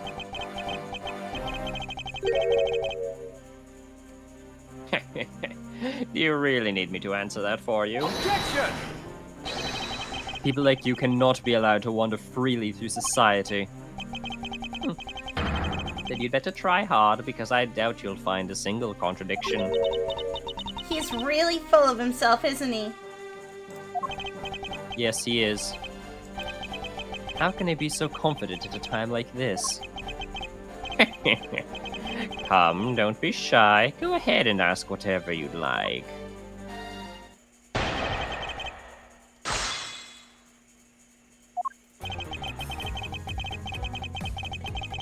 After I returned to Alabas, I had my picture taken with a steel samurai shaking hands.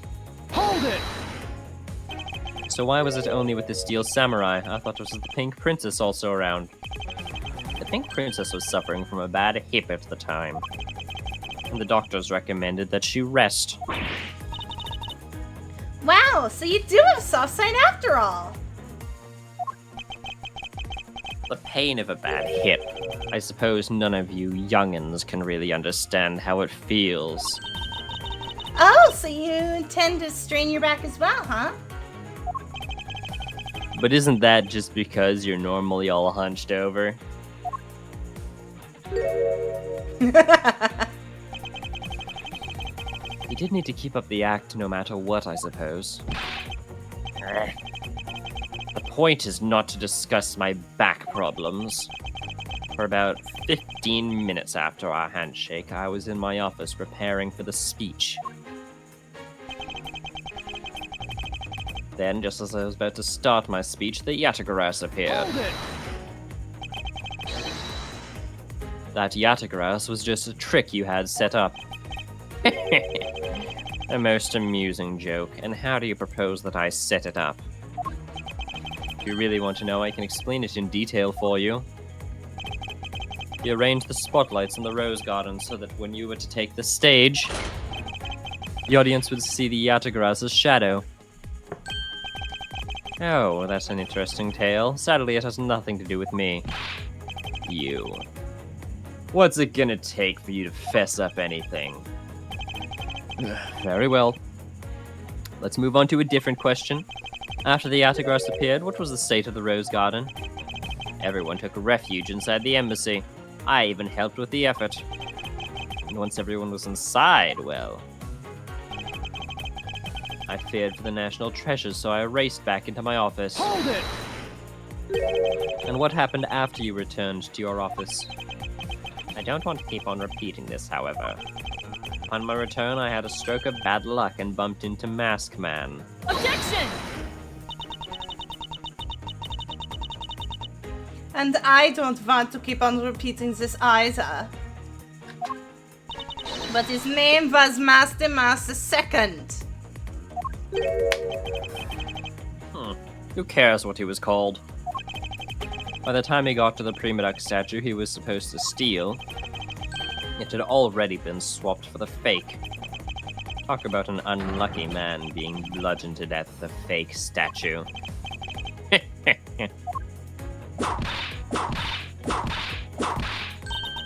Miss Von Karma's really letting her wit fly now. I think the scary part is her silence while she's doing it. She must be at the limit of her patience as well. But physical attacks are meaningless here. Only magic damage will suffice. I can't find a single flaw in his argument. At this rate, I won't be able to prove that he's actually guilty of anything. Are we finished here? Miles Edgeworth, can you not come up with how the body was moved to the ball? Sir? Mr. Edgeworth? Even after proving so much, is he going to get away with it?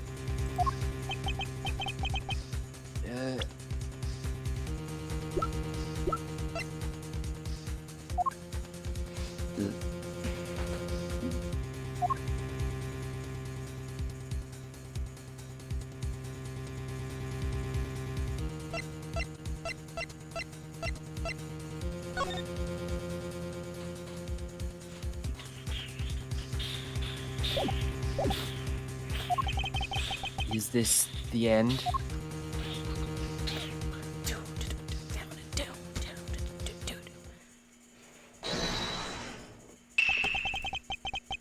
It appears that we made it just in time. Oh my god, the baby is drowning! It would be a great honor if you would allow us to be your allies in battle. Evil Magistrate, it's time for you to pay! It's the Steel Samurai? No, you are mistaken, for I am Steel Samurai Daddy, That's Merry so Man weird. of Neo Old Tokyo. That's so weird! And this is Pink Princess Mommy. Edgy Poo! Two people that I wanted to see the least. Larry, what are you two doing here? Way to show your gratitude, Eddie. I mean, we just wanted to help. Yeesh. I'm gonna get the bad guy with... Go away. It's one of my favorite lines from him. Objection! Go away! So fucking petty. How can you be so mean to us, Edgy Poo? The three of us came to lend a hand, and this is how you treat us? Well, isn't sis just grand? I see they managed to find the Iron Infant. Does that really matter right now? Hey! Is it just me or is the Iron Infant completely soaked? Oh yeah. I found him in the ball, but he was in the middle of the pool. Wait a second. Larry, go back to what you just said. Huh? Oh, it appears that we made it. No, not that far back. Something about finding the Iron Infant in the ball. And we found it in the pool. I don't recall there being one in the ball. Oh, that! Well, I was in Alabas the whole time. So I have no idea how the Iron Infant wound up in the ball. I thought I lost him in the Rose Garden. But I guess maybe this cute kid can swim, huh? Wait, what? Larry, you lost the Iron Infant in the Rose Garden. Are you sure about that? Yeah, I'm sure. But I found him in... Hold it! That's enough, Larry. The Iron Infant that Larry lost managed to move between the two countries. Furthermore, the Iron Infant was found soaked in the middle of a pool. This is what I've been looking for. It's another smuggling route between the two countries. The key to the route the Iron Infant took to travel from Alabas to Babal is...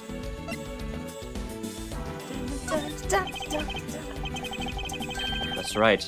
This embassy was built with bilateral symmetry in mind. Detective Gumshoe. Yes, sir? There's a location I wish you to examine post-haste. I'm going to need you to go for a swim for I'm me. gonna need you I to believe it's almost the route- fucking drown. I believe it's the route used to smuggle Mr. Cochin's body lies. Does something like that really exist, sir? If you're wrong about this, I only have one change of underwear. Aww. The embassy built on bilateral symmetry, meaning that this is where we need to examine. Take that! Yes, sir. I'll be back before you know it. It's too late. It doesn't matter now what you do. It's all a waste of time. A waste, a waste, a waste! You will stay here with us and wait.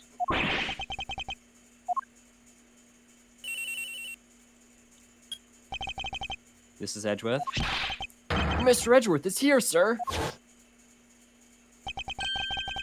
There's a reservoir here, just like in the Rose Garden. Just as I suspected. What is it? The two sides of this embassy are mirror images of each other. Which means that there's also a pool at the corresponding location on the Babalese side. Mr. Cochin's body was moved into Babal through the pool in Alabas. Objection! Avoiding the topic with a vague answer like that is unbecoming of a prosecutor. If you don't mind, I'd like to see more physical proof if you have any. The Iron Infant is positively soaked in water. Why do you think that is? It's because he was fished out of a pool, and not just any pool. it was the Babalese one. I think it's pretty obvious at this point what must be true. The water reservoirs in the two courtyards are connected. Objection! And where is your proof that the two sides are connected? Objection! And the proof is right there before your eyes. The half-drowned iron infant. Oh. This blasted doll? Gummy! Mr. Edgeworth, I'm back. Hey. Don't tell me you guys figured everything out without me. Oh, buddy. We did, thanks to this hero of justice's son. Even if he is just a doll, he managed to help foil the villain. Knuckle fast! Hey, Mr. Prosecutor, look, I don't want to say this, but it's kind of unlikely that the body just happened to have passed on through the ball. This guy's a doll, and he's small, so I can believe it made it, but he has a point.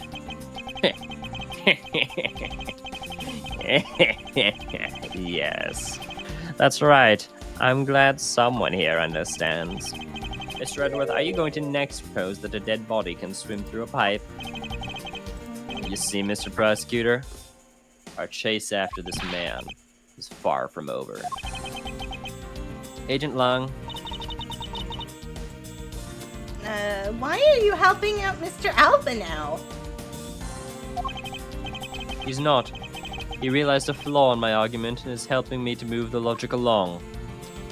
I love lag. In which case, I should return the favor and find an answer. And another thing. Mr. Cochin's body was found in his office in the ball. What happened to his body after it was transported to the open-air stage?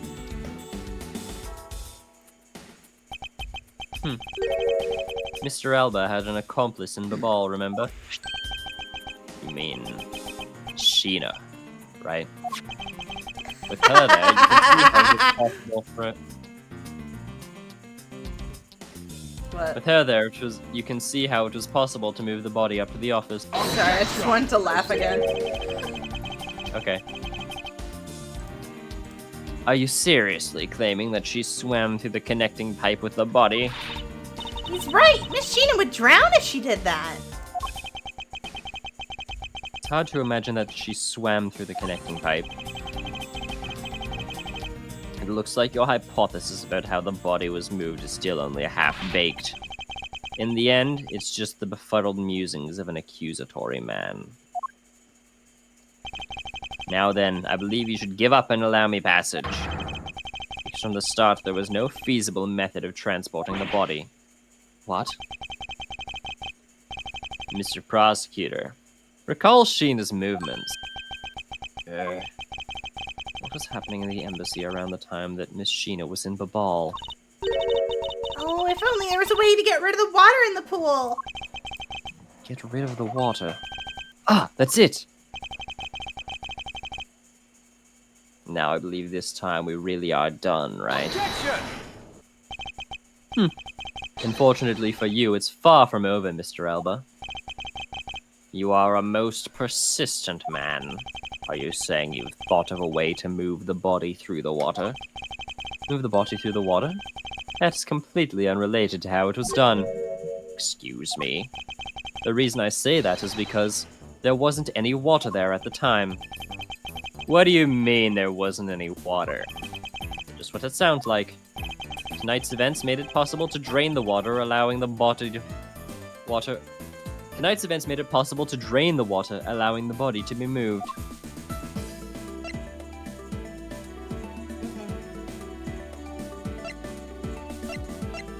Take that! What's the meaning of this? You're close. What's that supposed to prove? Yes, what is supposed to be, Detective Gumshoe? Huh? Me? I have no idea, sir. Mr. Edgeworth, that question was directed at you. It would appear that I have presented the wrong piece of evidence. It would seem that you didn't hear me just now, so let's try it again, shall we?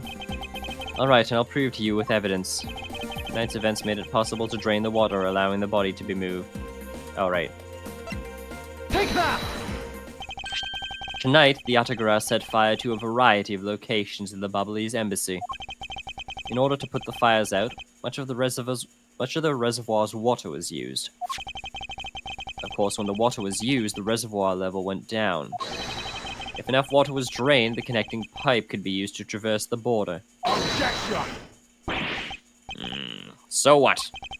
The water level went down. The reservoirs were connected.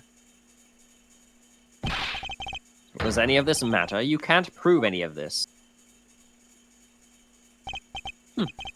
Pretending to be ignorant won't work with me.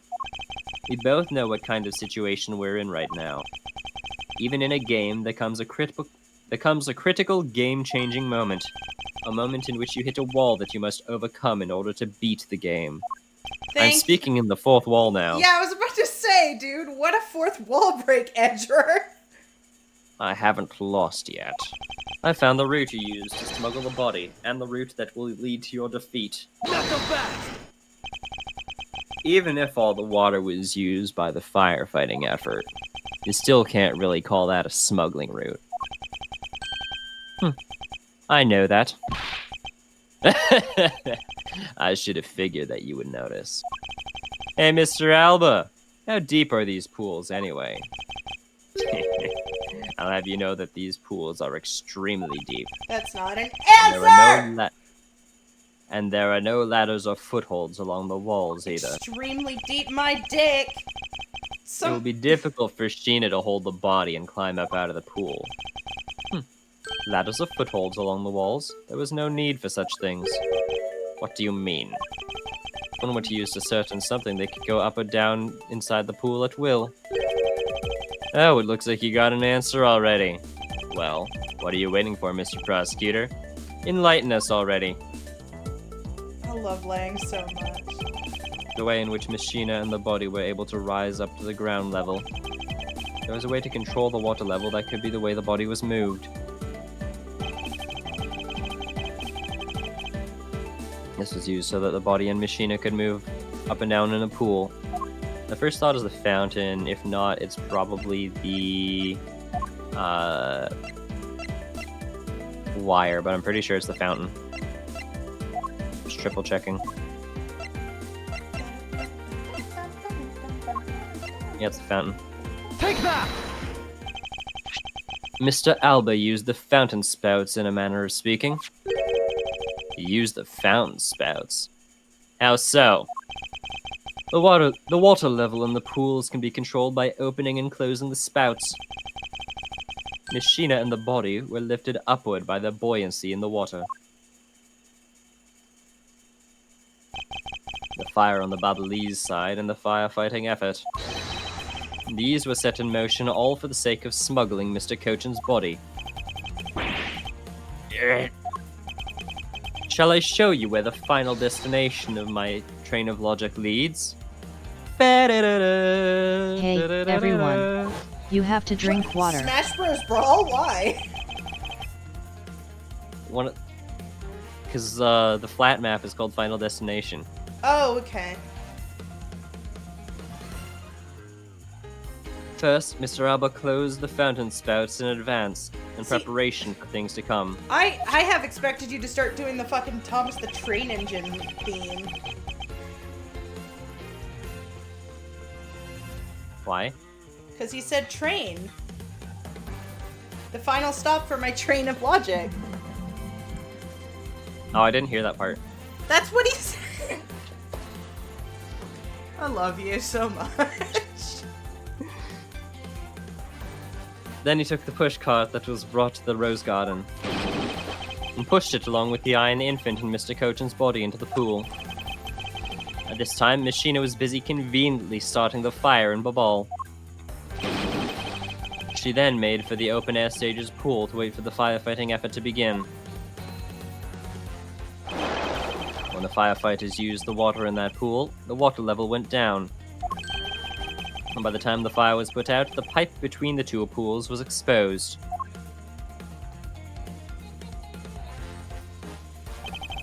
This is when she pushed the pushcart from Alabas into Babal. Once that was accomplished, Mr. Alba simply opened the fountain spouts once more.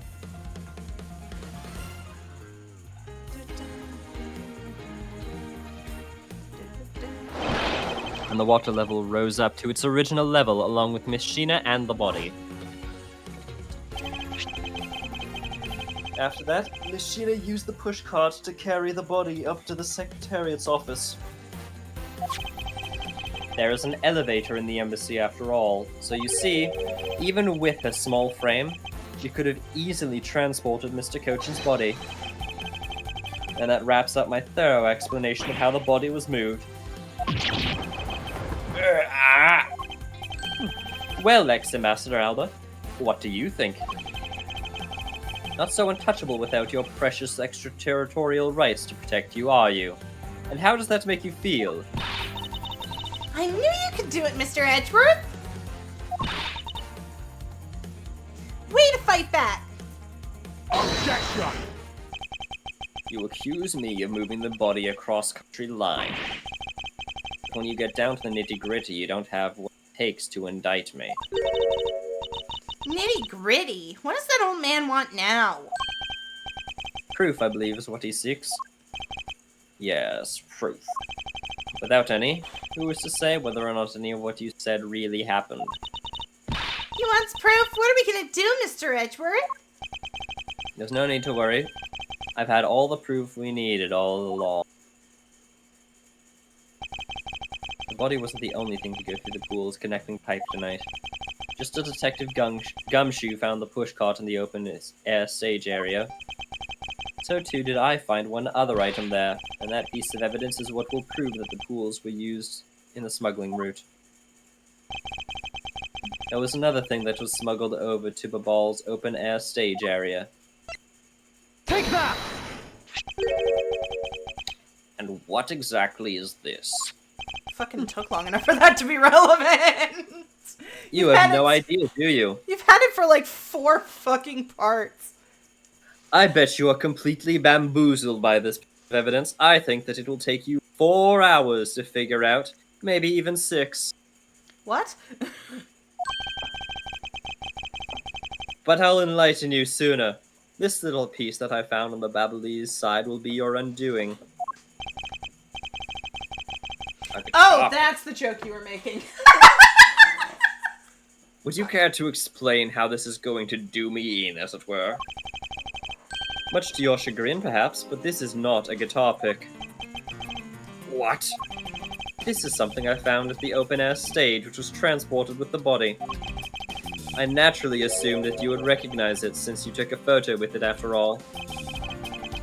But since you don't, allow me to show you what this fragment of this from the stage area belongs to. Take that! Let's take a good look at the murder weapon that was used to kill Mr. Manny Cochin.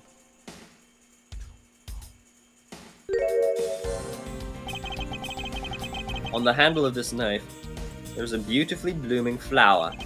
However, it would appear that it's missing a single petal.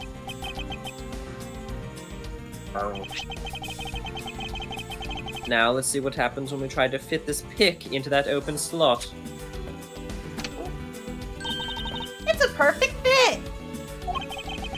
I assume that this petal must have fallen off the flower during Mr. Cochin's murder.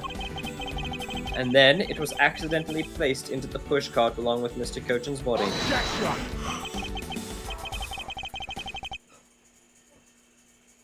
That is an interesting story. Nothing more. Objection! Oh, I assure you it's more than just a story. Because for some odd reason, this flower petal was wet when we found it. Wet, you say? Yes, and the only place it could have gotten wet from is the open-air stage's pool. Now I ask you, how did a part of the weapon, which was smuggled into the theater, wind up in the open-air stage area on the Babalese side of the embassy? I don't think I need to waste any words explaining this, as the petal explains it all for me. Proves that someone went from the Rose Gardens pool on through into Babal. Impossible! The people of Zhengfa have been waiting to see you face to face, Mr. Alba. I'll tell everyone back home we'll be there soon. You should be happy. Why? Why? It's a little late to be asking that question. You should have known from the very beginning. When you took your first life. No matter how you may plot, or how you may try to cover it all up, you can never hide from your crime and what you've done. Because we're here to see that justice is served to people like you. Objection! You can't call what you've given a perfect argument. You know, I don't think this guy is ever going to admit to his wrongdoings, Mr. Edgeworth. Because he values himself above all else. People who can't be negotiated with are people who refuse to admit when they've lost. I don't believe those kinds of people really exist, because everyone breaks eventually. You're right. In that case, I have no choice but to use all of the evidence I have. I forgot how fucking long it the all. end of this case is. Oh my god! Yeah, I mean... I also took a while at the start. I know, but it's so fucking long. I'll use it all until he breaks under the weight of his crimes. Mr. Alba, I request that you testify once more. I straight up thought we were close to the end. We're not even. There's like another fucking 5 times you have to present shit at least. This really will be the end of the line. Edgeworth, you keep fucking saying that. You're lying. Oh my god, we're not doing. You're kidding me. Seriously? There's another to be continued? Let me check how long is left. I actually want to check how fucking long we have left. I don't know if it's even worth staying. I'm not cooking tonight. Let's see, we have we have 1 testimony. Yeah, Maybe but you have to. Don't say this out loud. Sorry, I'll mute.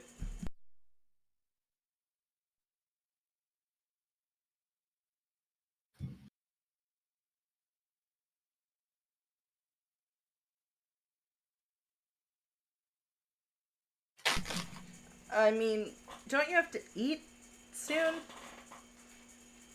No, it's 4 o'clock. We usually eat around like 7. Okay, yeah, then let's finish this shit. Oh my god, I forgot how fucking long this ending is. Do you need to eat soon? Huh? Do you need to eat soon? No, I ate before stream and I had a tummy ache. I'm good. I'm not eating again today.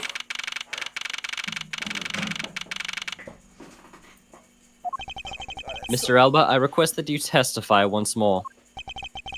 If there is anything else for me to testify about, I still have yet to fully prove that it was Mr. Alba who murdered Mr. Cochin. Well, I would like to hear about your movements before the murder occurred. I wonder if you could tell us about what you did here at the Theatrum Neutralis. Very well. I suppose I'll tell you about that. Because about all I did was watch the Steel Samurai stage show. Elaborating on even that alone is good enough for me. The only way for me to place this man under arrest is to pinpoint his exact location of where the murder took place. For that is the key to this investigation.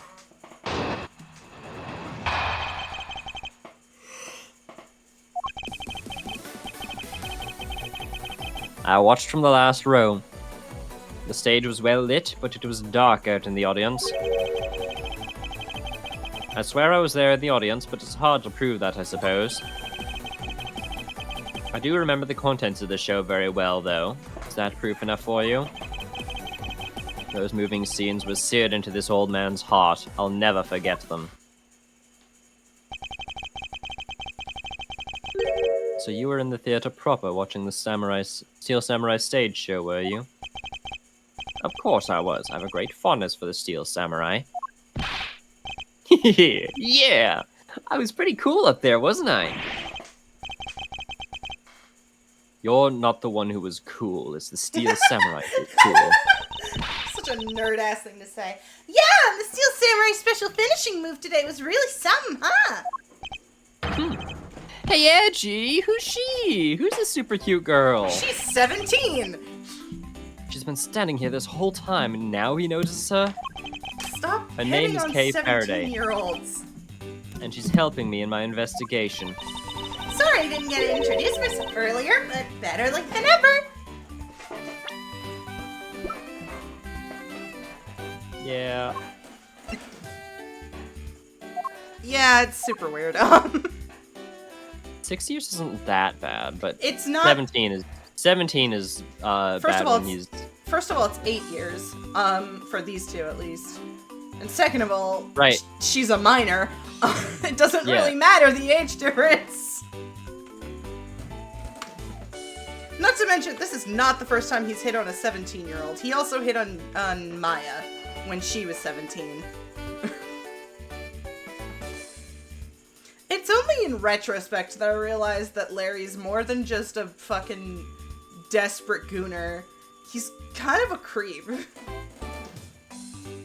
Like, it's not even really in a funny way that's like, it's not even like a clever or interesting way. It's just a kind of annoying.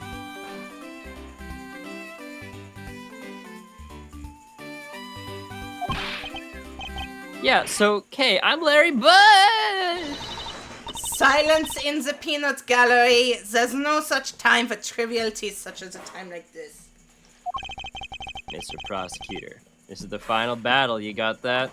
Mm-hmm. I know. This is the end. The finale, too, for that man there. Now that's the kind of thing I like to hear. I think I'll give trusting you a try, Mr. Prosecutor. Or rather, Mr. Edgeworth. I leave this critical battle up to you, Mr. Edgeworth. Lang's the best! Have no fear, I will finish the job. This really is the end game. And I'm not feeling too good. Time has come to expose the last one of Mr. Alba's lies. Wrong movie.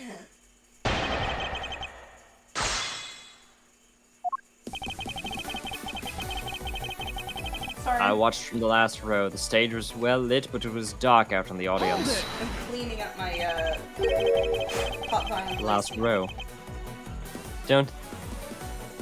I should think that an ambassador would have had special seating reserved. I wanted my staff to enjoy the Steel Samurai show as well, so I gave up all of the good seats for them. It was simply enough for me to see him. Hey, the Steel Samurai wasn't the only hero. Let's not forget about the Pink Princess here. My dear madam, if you continue to thrust about like that, your hip may begin to hurt again. Oh my, well aren't you the considerate person when you want to be? But this young butterfly is on the side of Edgy-Poo. So you can spare me the flirtatious come-ons. Wow, he's completely frozen. In frustration, perhaps, I dare say she can be one rather trying opponent.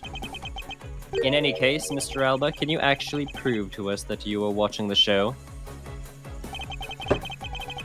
I swear I was in the audience, but it's hard to prove that, I suppose. Hold it! Are you admitting, then, that you have no way of proving that you are watching? Objection! Quiet, you buzz in my ear like a pesky little fly.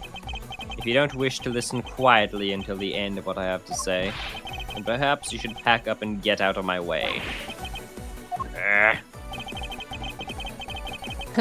I see that you're willing to be a bit more receptive now. While it's true that it may be difficult to prove that I was out in the audience, I do remember the contents of the show very well, though. Is that proof enough for you? Hold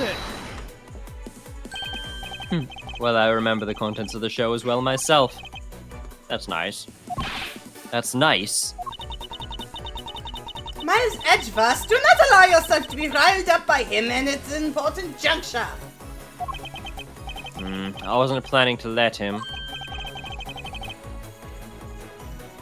Well, if you ask me, I think I'm the biggest Steel Samurai expert around here. And didn't you think the cinematic scene of today's show was just totally awesome? Yes, Yes, I remember that well, and and that spectacular special move. The way you delivered the final blow against the evil magistrate. Early summer rain jab. Oh, that scene will live on in my heart forever. Is that how it went? I totally forgot about that. How can you forget your own special moves? That's the special attack that the Steel Samurai uses when he's using the Samurai Spear. Yes, and today was the first time they showed it off, was it not? If I hadn't watched the show, then how could I answer you with the name of the move?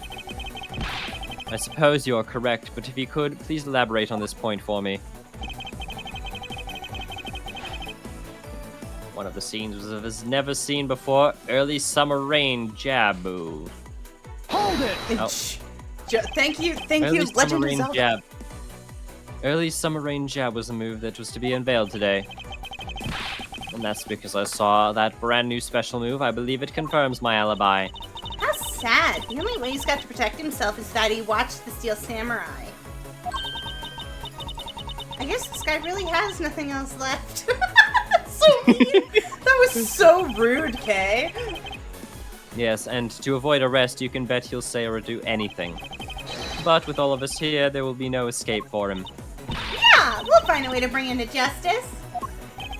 Now then, let us continue with your testimony, Mr. Alba. Very well, the Steel Samurai's special move and the various other scenes.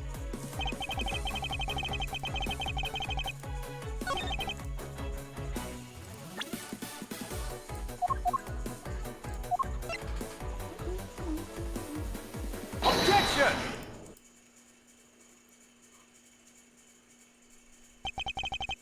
Special move today was the early summer rain jab. Is that your final answer? Objection! You little irritating gnat. Do you really think you can trip me up by asking the same question over and over? That was not my intention. Your testimony is more than sufficient. However, I believe it would be wise for you to take a look at this. Samurai spear? What about it? This spear actually never made it on stage today. Excuse me? Unfortunately for you, tonight's Steel Samurai happened to be a goof of a young man with an abundance of useless hot-bloodedness. Having said that, said useless man bent the spear during his rehearsal this evening. Hey, do you remember what the Steel Samurai's special move was tonight? It was the Steel Samurai Sushi Slash. Correct. Because he couldn't use the spear, a last-minute change was made. Had you really been watching the show, you would have known the move that was used.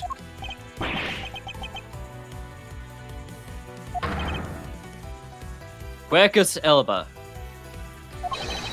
You didn't watch a single minute of the Steel Samurai stage show tonight, did you? Ah! So he wasn't watching the show tonight. Sam, it opens up the possibilities that he was killing Mr. Cochin instead. So, where were you during the show? I demand an answer.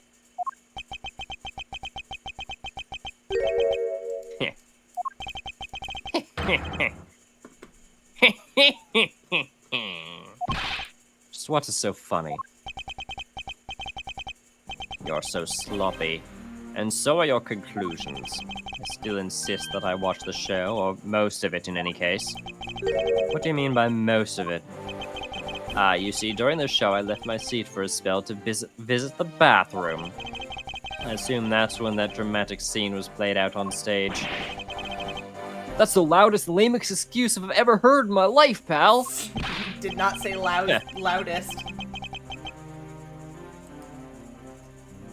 Just because he got the name of the move wrong, we can't really use that as proof that he didn't watch the show at all.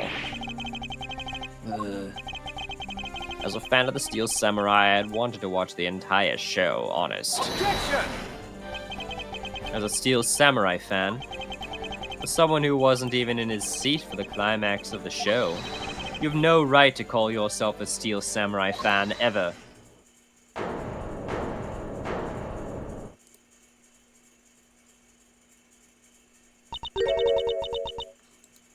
Who was that just now?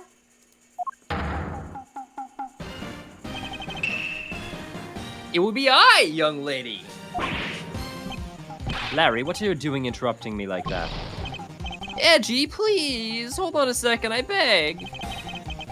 You may never accept this old man as a Steel Samurai fan, but I totally think he's a Steel Samaniac. What exactly is a Steel Samaniac, pal? I believe he meant to say Steel Samurai Maniac. Yeah, and trust me, I know a real fan when I see one because I'm the Steel Samurai. I will never acknowledge you as the true Steel Samurai. What are you getting so worked up over, Edgeworth? It appears the real Steel Samurai recognizes me as a fan. As well he should, for I am a fan. It is not as though I missed the entire show. It was a most amazing show filled with the spirit of the young and the young at heart. Sarcasm dripping from his long wooden nose couldn't run any thicker.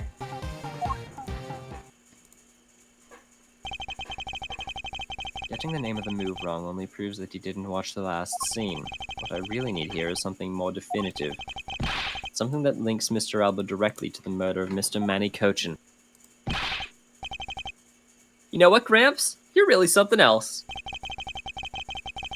I'm honored to receive such praise from the Steel Samurai, but what is...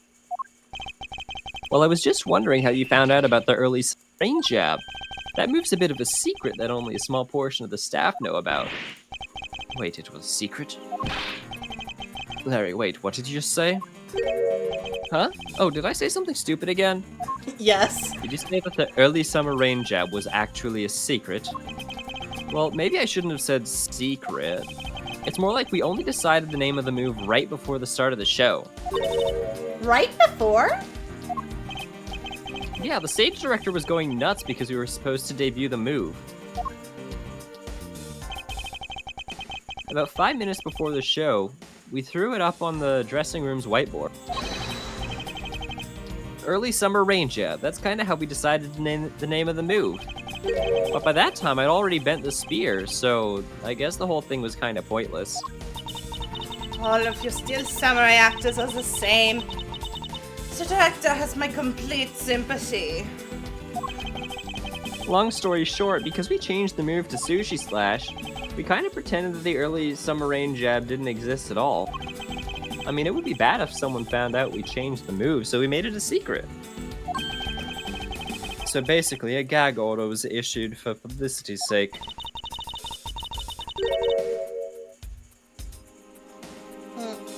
It almost makes the early summer rain jab sound like a lost art. Yeah, which is why I thought most of the staff haven't even heard of the move. Objection! Hold those lips of yours still. What the heck, old man? I've done nothing but listen. And from what I can tell, it's all very unrelated to the case. It's also a very tedious and pointless exercise in wasting time, much like a kid's show.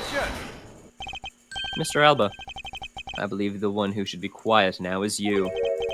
How dare you? I suspect that you've already noticed exactly what the very severe implications are in this man's testimony. So now you're trying to bully me, huh? There are no implications to be read into a behind-the-scenes story of a kid's show. Don't even think about trying to slither your way out of this, Quercus Alba. You were the one who said it yourself. The name of the move was Early Summer Rain Jab. But that name was only decided upon right before the show was about to start. So, just what are you driving at? That the name of the move you told us was never used in the show or said aloud. Now then, would you care to tell us about how you found the name of the move? Because I can only think of one way you could have known. Quercus Alba, this is the only way you could have known the name of the special move.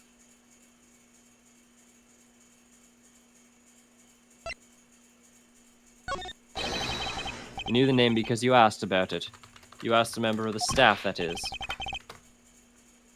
Hey now, didn't the samurai say just a few seconds ago that the people who knew were ordered to keep quiet about the move?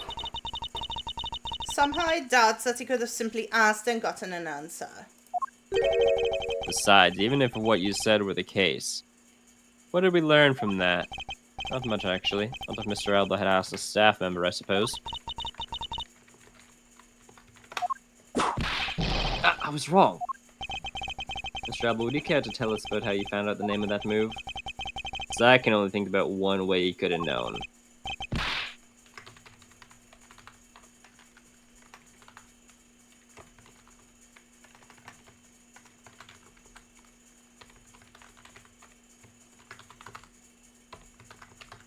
They don't mean move. They don't mean.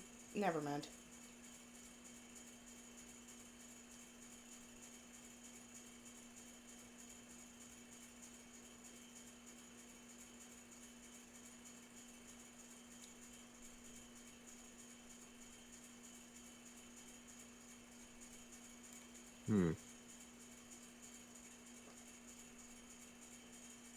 I don't know what the implication would be if he was the one who came up with it. Because they were figuring it out before the show. But if he saw the move, then we might be able to get a location out of him. That's not what they mean. You knew the location because you saw it. You saw it on the dressing room's whiteboard. Oh. Yeah, it's weirdly worded, but yeah, he couldn't have seen the move because the move never happened, so. The staff members who knew were keeping it a secret, so you couldn't have simply gone up to a staff member and asked. Which means that the only other option left is what you saw on the whiteboard. So that means Mr. Alpha was in there at some point, right? Well, what's the big deal, sir? I don't see what that means. There is another piece of evidence that has a great deal to do with the dressing room. We can't afford to let this slide. This was related to both the dressing room and to Mr. Koten's murder.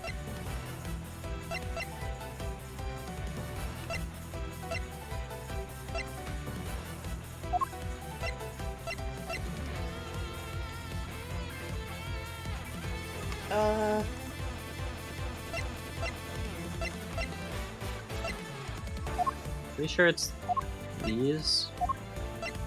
What? Oh, okay. Now I know the ones. I am so EP. I just realized it's 7 p.m. I gotta take my meds. Whoops.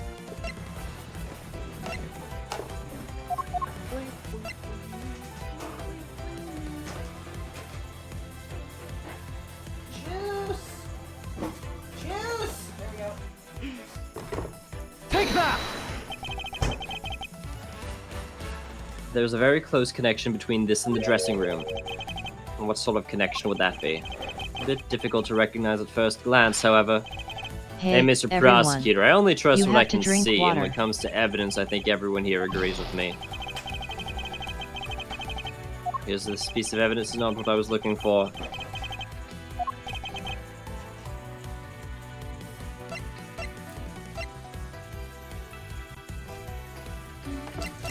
Right, it's the revolving fireplace. Take that! Nope, it's not that either. What else was there? It's connected to the Steel Samurai.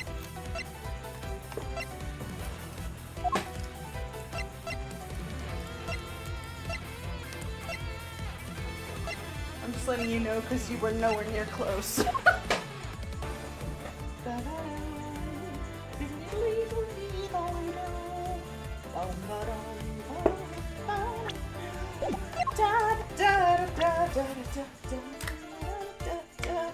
I'm having apple juice because it's really fucking good.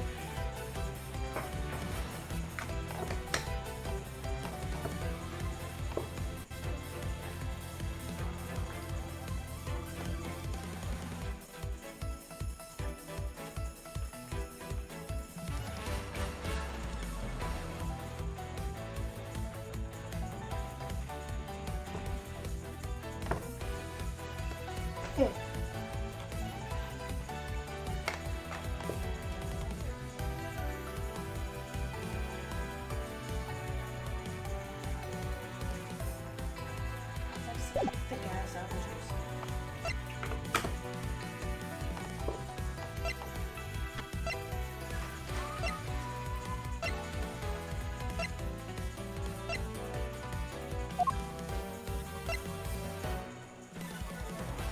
It's a cart.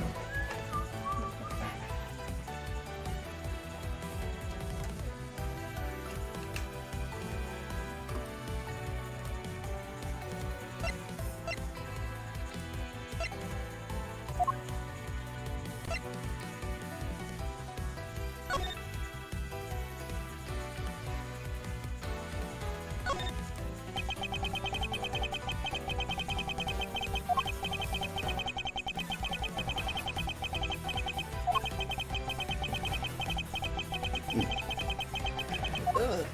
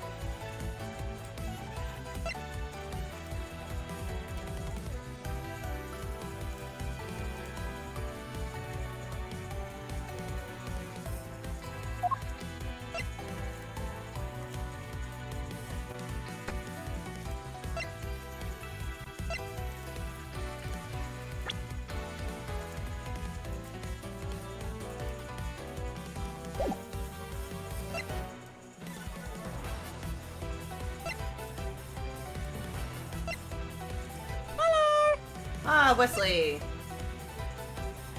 Wesley? Oh no. Hello. Ah, yay, your computer worked this time. The Bluetooth device has disconnected. The Bluetooth device is ready to pair. Dev, I cannot believe you don't know this. Only because I gave you a hint, and you're not looking at the thing I hinted at. I actually didn't hear the hint. Oh, okay, well. Oh, what be? Ah? What be happening? So you know how we thought we spoiled the twist for Devin?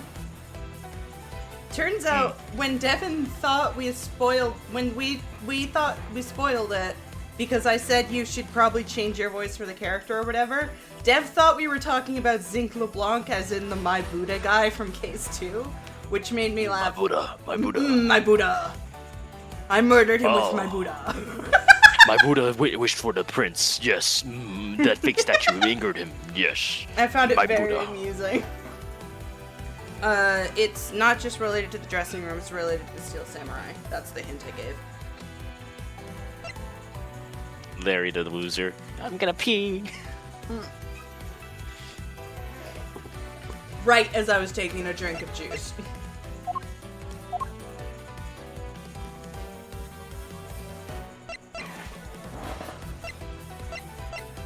We no longer have the note that says "Steel Samurai Daddy." Yeah, he threw it away.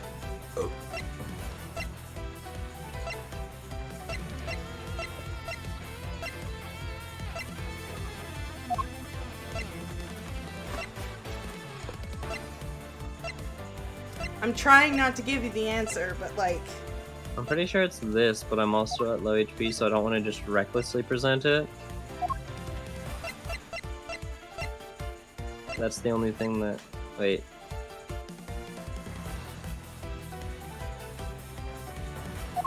No. It's this. Take that! Flowers. Nope.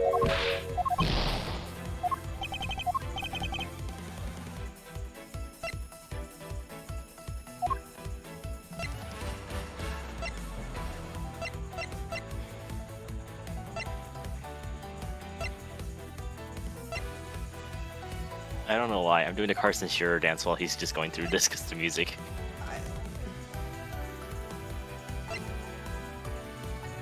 I've been so sleepy this week. I'm too sleepy for this shit. I'm gonna go on to my learning. I'm gonna go to my school classes so I can look at some things and be distracted.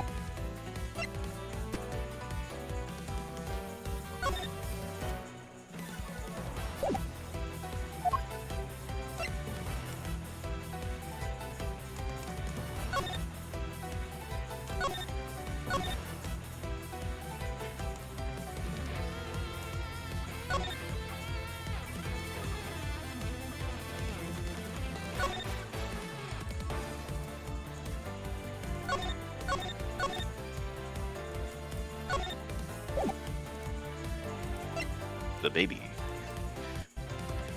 My baby. My baby. My baby. My Buddha baby. The baby had my Buddha.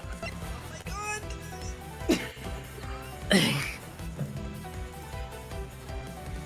Please read the description of the pushcart.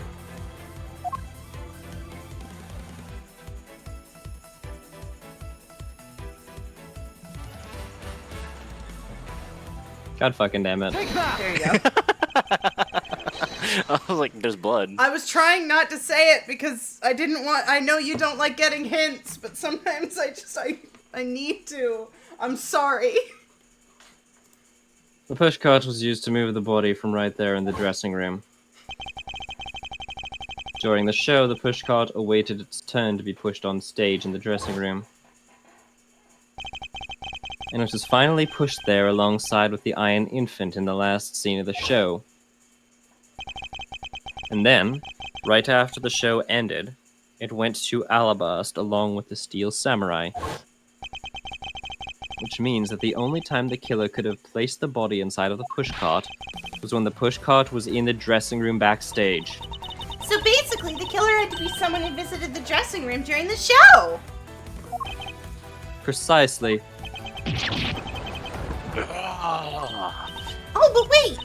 What if, and this is just a what if the murder took place right in the dressing room? What do you mean, Kay? I have to admit, she brings up a valid possibility. During the show, the dressing room was supposed to be devoid of people. Slipping undetected into a private dressing room, then, would be as simple as pie. The killer must have come up with the idea to move the body with the pushcart too. Correct. Thus making this theater's dressing room the ideal location for the murder of Manny Cochin.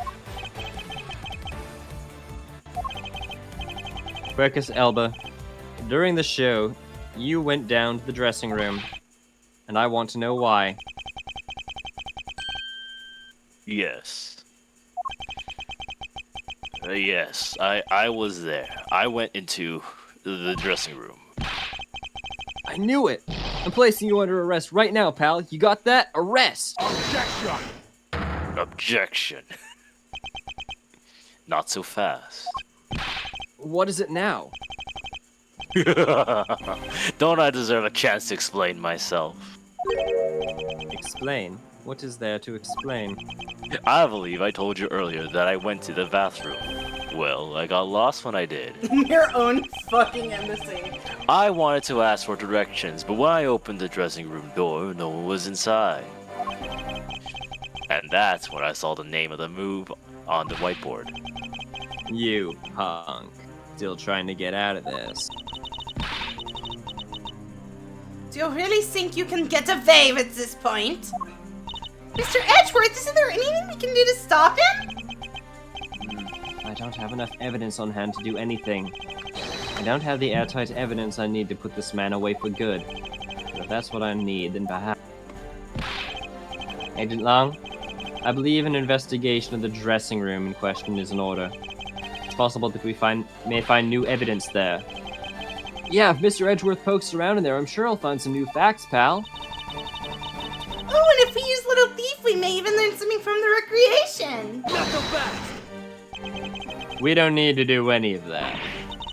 What? Wolfie, how could you? That's so mean. I'm not saying this to be mean. It's just that we've already searched there. My men really are something else. And they found nothing? There's only one thing I can say to you, sis, and it's that they found nothing. That's it. I guess you're right. If they had found something, they would have reported to us. So I thought you were laughing at a meme or something. They couldn't find anything because there was nothing there to find. If there's no info to feed in the Little Thief, then I can't do much to help either. Is at the end. The murder took place in this theater, which is not protected under extraterritorial rights. And the fact that it was Mr. Alba himself who committed the murder. If I can't prove both statements to be true, then Mr. Alba walks away a free man. Is there no other course of action left for us? It appeared that your hand of cards has turned out to be bust. Now, if you will excuse me. Because of you people, I missed my flight. Now I must make haste to arrange for a new one. Who said it this time? Oh, jeez. Hold it right there, you whippersnappers! Wendy Oldbag is the real mastermind behind I did it! First Larry and now you. What's with that scary mobster-like scowl on your face, Itchy Poo? Don't treat me like I'm some sort of nuisance. I've been meaning to say this, but all of you keep talking about things I don't get at all. You're all leaving this lady in the sad, depressing, lonely dust that I'm about to cry in. Why did you have to speak up right at this instant? But you know what, Itchy Poo? Cheer up, because I'm about to give you the most wonderful thing. Yes. Most wonderful thing from you. It's so super special that I couldn't give it away to just anyone, you know. A special present of my love to my sweet Edgy Poo. Are you ready? Is this? It's... Jesus Christ. It's a box of those samurai dogs, right? Yes. Oh, Edgy Poo, here. Go on and eat one and you'll feel right as rain. God, she sucks.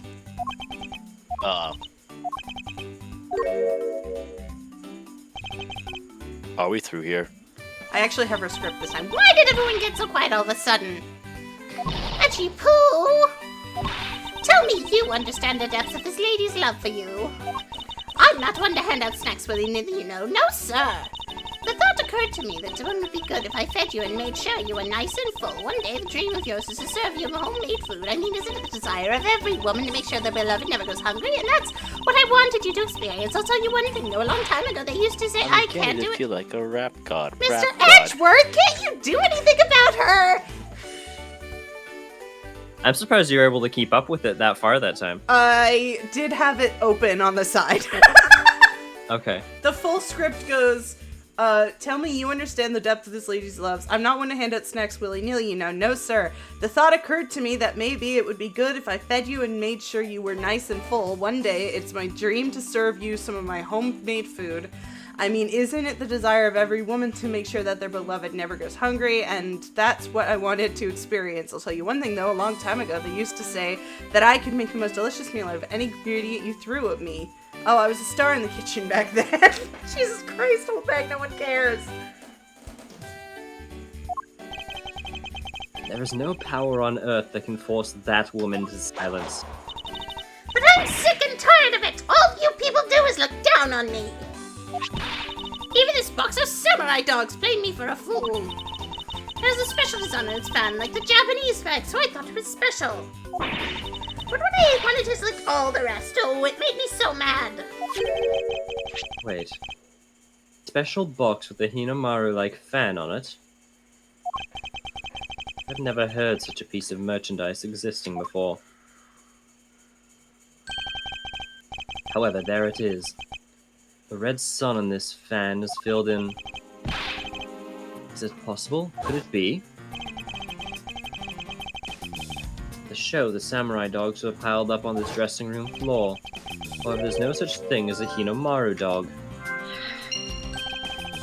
This contradiction of facts between something that should not exist and yet does.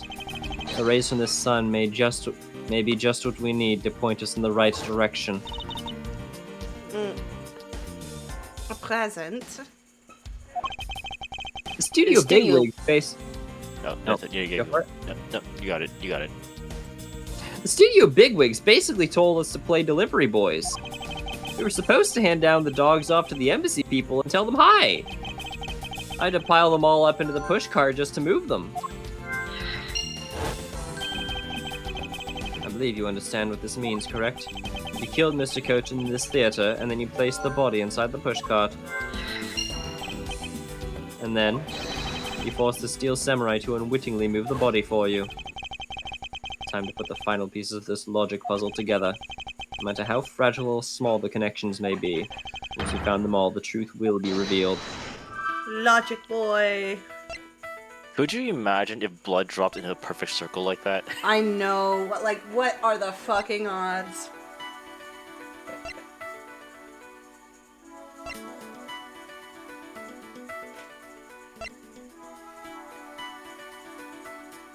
I know the whole thing that they're trying to get us to present is that the dot on the flag is actually a drop of blood. Yeah. So you're probably gonna have to put the...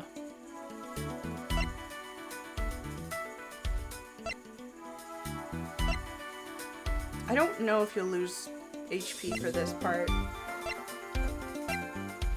I think I know which 2 and 2 you're supposed to put in order.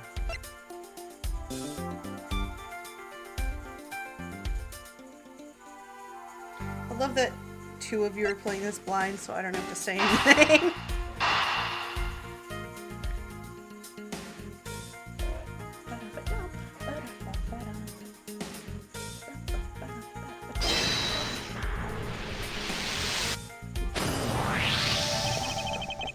They used the pushcart to transport the body, which means that they had to remove the samurai dogs from within first. Therefore, the samurai dogs that were piled up on the dressing room floor were most likely taken out of the pushcart by the killer.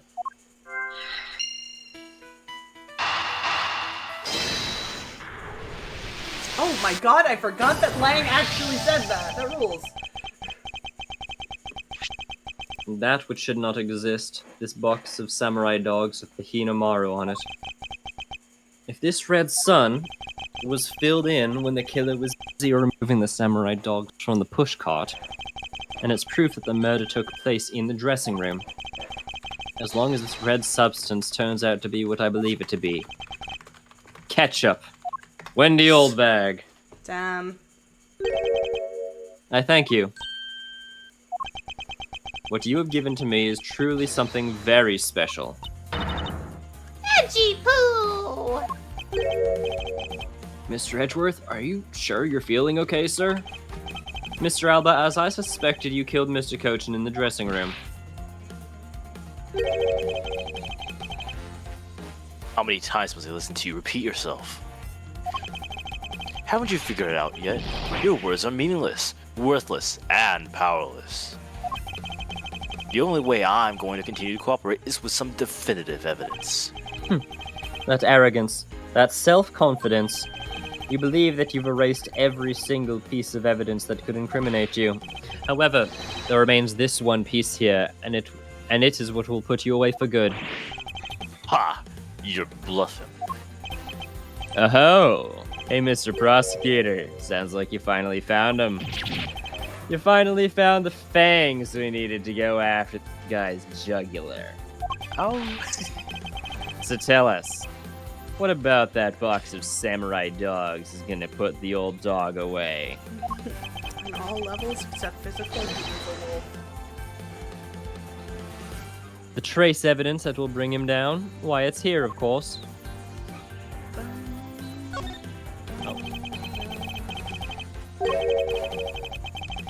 Dinky can move the cursor? Yeah. Yeah. I just misclicked. This box of samurai dogs, there's Hinamaru fan on it. This should have never existed. So what I want you all to take a good look at is this red spot. It's a single drop of blood. What? What'd you say? Agent Long, I'd like this blood analyzed post-haste. I've got to admit I'm a bit surprised. I can't believe we found blood in a place like this. Hey you, get this down to the lab pronto.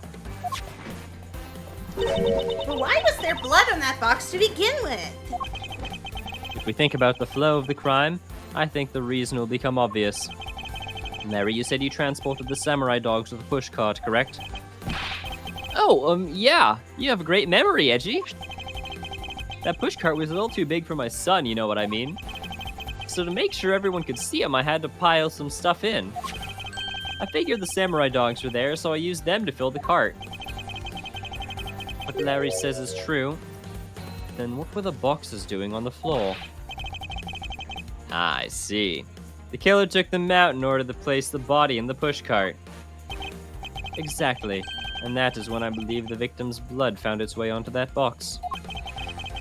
But when my men investigated that room, not a single box of samurai dogs was in there. Because the embassy staff members had already confiscated them. Yes, no doubt to hide the evidence of the murder. It's a good thing Miss Oldbag managed to steal that one box before they got to them, huh? Looks like Oldbag managed to put this great thief to shame. What a scandalous way of putting that. I didn't steal, I received it from myself. Quercus Alba, I'd say this was one very fatal oversight on your part.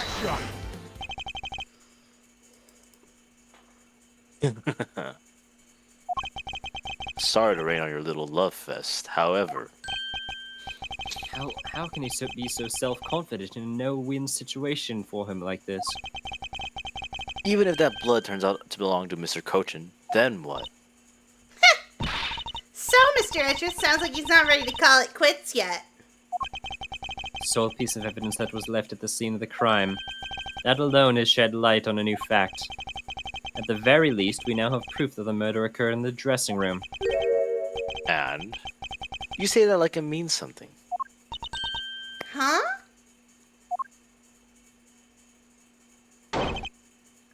Excuse me, sirs. I'm gonna be real, I genuinely forgot Poleno was here. Report. What were the results of the analysis? Sir, the analysis came back and confirmed the red substance is blood. I knew it. With this, Quercus Alba, Mr. Edgeworth, I wonder if you might humor my question. your question. The one from before. Or have you forgotten? Even if that is Mr. Coach's blood, what difference would it make? Not so fast! Like we already told you, it proves that the crime scene was that dressing room. Jack shot! But it doesn't prove that I am your killer, does it? That's... He has a very good point. The blood on that box doesn't prove Mr. Alba is the killer. Then, this evidence is meaningless. That can't be. We were so close, sir. I want to smack that smug look off his face. Come on, there's gotta be something we can do. We finally found a solid piece of evidence. There must be something I can expose it with. I can't think of a single thing.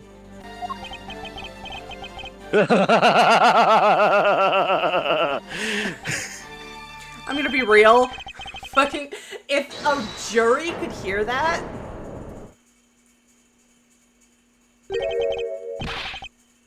Who was that? It's too late. I won't allow anyone to stop me now. It wasn't me, pal. And it wasn't me this time either. It wasn't me either. I was sorting out coupons. It was me! Why did you... Oh no, the string crack. Oh, there we go. Because Yeah, I you never haven't... even said whose blood it was. Yeah, I haven't finished reporting everything to you yet, sir. There's more? What? Hurry up and spit it out. Yes, sir! That blood I mentioned. It's not the same blood type as the victim's blood. No. What? What do you mean it's not the same type? You mean it's not the victim's blood? If it isn't his, then whose the hell's is it? I don't know, sir! All I know is it's not the same blood type as the victim's, sir. What should we do now, Mr. Edward? I have no idea what's what anymore. It's Quercus's blood. Hell yeah. my, what an amusing turn of events. That blood drop proves something to be true, alright. Namely, my words. And which one of your words would that be? The ones where I said that your words are meaningless, worthless, and powerless. That blood has nothing to do with the murder investigation whatsoever. Need I remind you that the blood got onto that box long before it entered my embassy? What sort of nonsense? Yeah, it's blood, pal. There's no way it's not related to the murder. You would like to believe. But what if someone preparing the samurai dogs had a small nosebleed? What then? I guess that's possible. Damn. Have we been wasting our time on a red herring? The blood doesn't belong to anyone connected to the case. That should be clue enough. Quercus Alba, you bastard. I didn't know that Lang was allowed to say that because I forgot Silence. this is a T for T Don't game. you ever address me with such a filthy word again. I've wasted enough time here with you, and you have your answers. Now, let me through. Fun fact, the T for teen allows for them, the fact that this game is rated, actually, I think this game's only rated E10+, which means that, Lang is allowed to say bastard and also bitch, piss, douche, and ass. Huh. Alba, it doesn't matter to me where you run off to. You'll never escape me. Someday, I'll have the satisfaction of sinking my fangs into you. You'll see. Fish your pants, mate. And all of Interpol will be behind me, working to see to it that day comes. Do you know what your words sound like to me? They sound like the whinings of a pathetic loser of a mutt.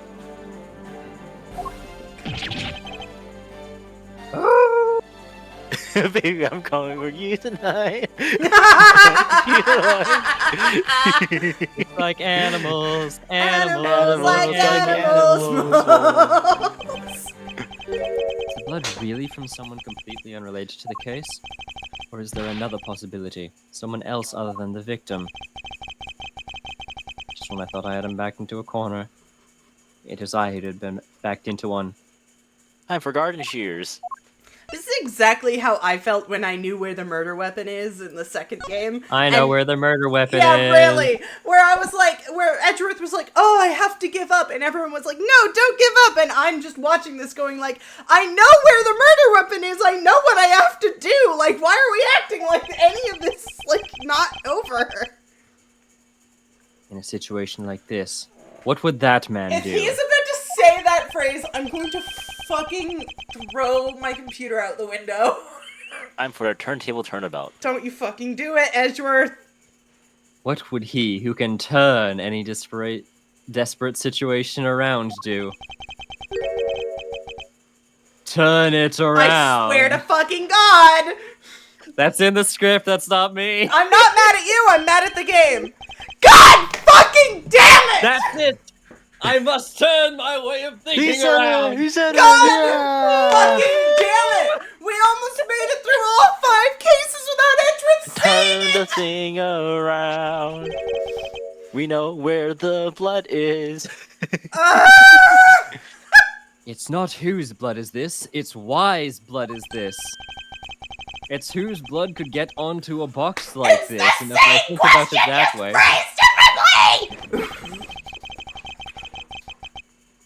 If the blood got onto the box while the body was being pushed into the pushcart... I demand that be clipped, by the way. My freak out. Oh my god. Oh wow, the odor of the blood must have been in the dressing room. But you just literally said, what if you just, had someone shipping it during the time? What kind of... I know, it's so dumb! This is And why the I owner hate it said when they blood- say that! Because it doesn't change the question or the It answers! doesn't change anything. In fact, it's just as Quirkus will be like, you do realize it still doesn't discern whether the blood was there or before or after the fact. Yes! Then the owner of said blood must have been in the dressing room at the time. And there's only one person that could be. Well, I must praise you for trying so hard. It's because of you kids that I was removed from center stage. And I will be forced to live out the rest of my life in the shadows, unfortunately. But it's not a total loss, as the underworld will allow me more freedom than you will ever know. That's something you didn't need to admit to. Yeah, actually, Yeah, what? this become a black market counterfeit lord? Yeah, sure. Freedom, like what the ravens feels as it flies through the dark night sky. Reveal to me your entire evil plan, why don't you? You can't lay a finger on me, not now or ever. The arm of the law is powerless before me. Objection!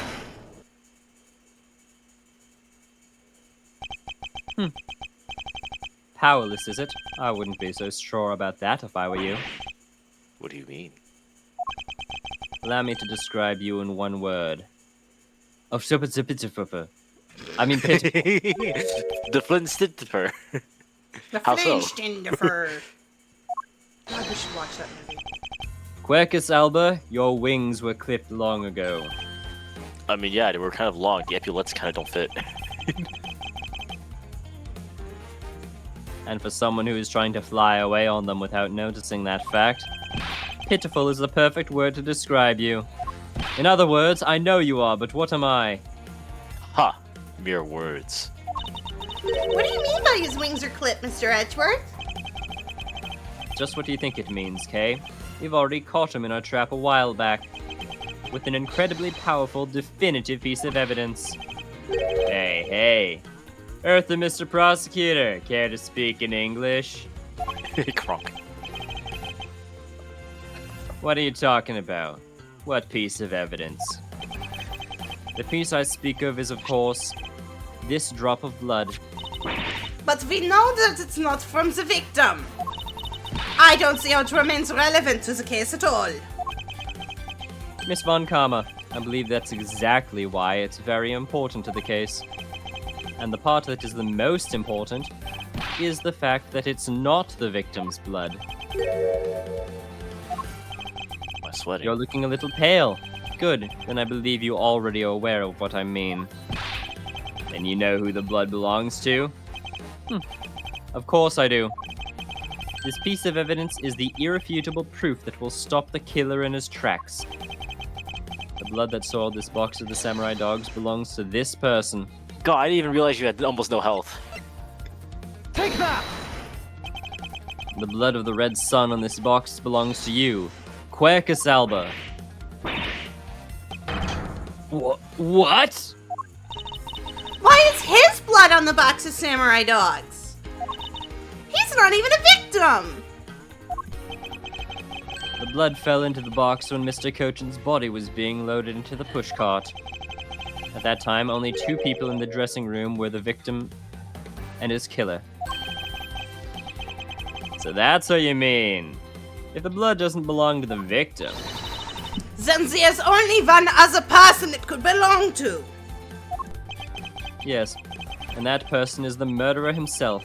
That is the only logical conclusion. No, it's not.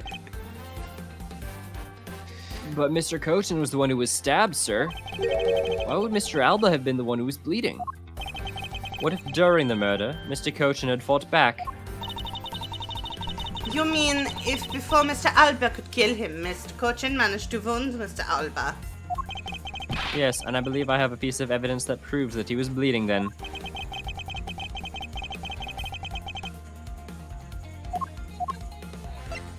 Take that! Mr. Alba, you bear on your body a great wound. That was from when the Mask 2 attacked me with a pair of scissors. Yeah, and that happened way after he was in the dressing room. Ah, but is that what really happened? You can manufacture a weapon by smearing blood on it, so I can't just accept that as a fact. Shall we try a test, Mr. Alba, and see if the shape of your wound matches the scissors? Objection! You really are something else, Mr. Edgeworth. You don't let a single thing slip you by, no matter how insignificant the possibility. You're one to talk, Mr. Alba. You managed to give the law the slip for 10 years as a smuggling ring's leader. No matter the danger, you can hide every last ounce of fear and anxiety from everyone. You truly are a one-of-a-kind criminal. Everyone else would have revealed why they wanted what they wanted, how they did it, the hidden interpersonal motives for doing such, detailed explanations of their crimes. Objection! I'm the master of my fear. However, to think that a person such as you could miss such a large thing. You believe I've overlooked something? You said that my wound was caused by Mr. Cochin. And that it was caused here in one of the theater's dressing rooms, right? Yes, that is correct. I'd like to point out that it's simply not possible. My wound is a stab wound, and one that could only have come from a blade. I wonder where you would propose that such a weapon came from. That theater was packed with security guards. Oh, I wonder. It would have been impossible for anyone to come into this area with a weapon of any sort. Not so fast! Just as Mr. Alba was able to bring in the Alabastian knife in a bouquet, there must have been some other way to sneak in a weapon of some sort. But as long as you can't prove what that other way is. God, All you're talking about, Mr. Coach, stabbing me is pure nonsense. I'll be back. So if that other way does exist, you better hurry and tell me now. I'm actually tilted by this entire conversation. With pleasure. Wait, what? This piece of evidence shows us how Mr. Cochin brought a weapon into this theater. Take that! Among law enforcement, this piece of evidence is known as the Yatagarasu key. That key.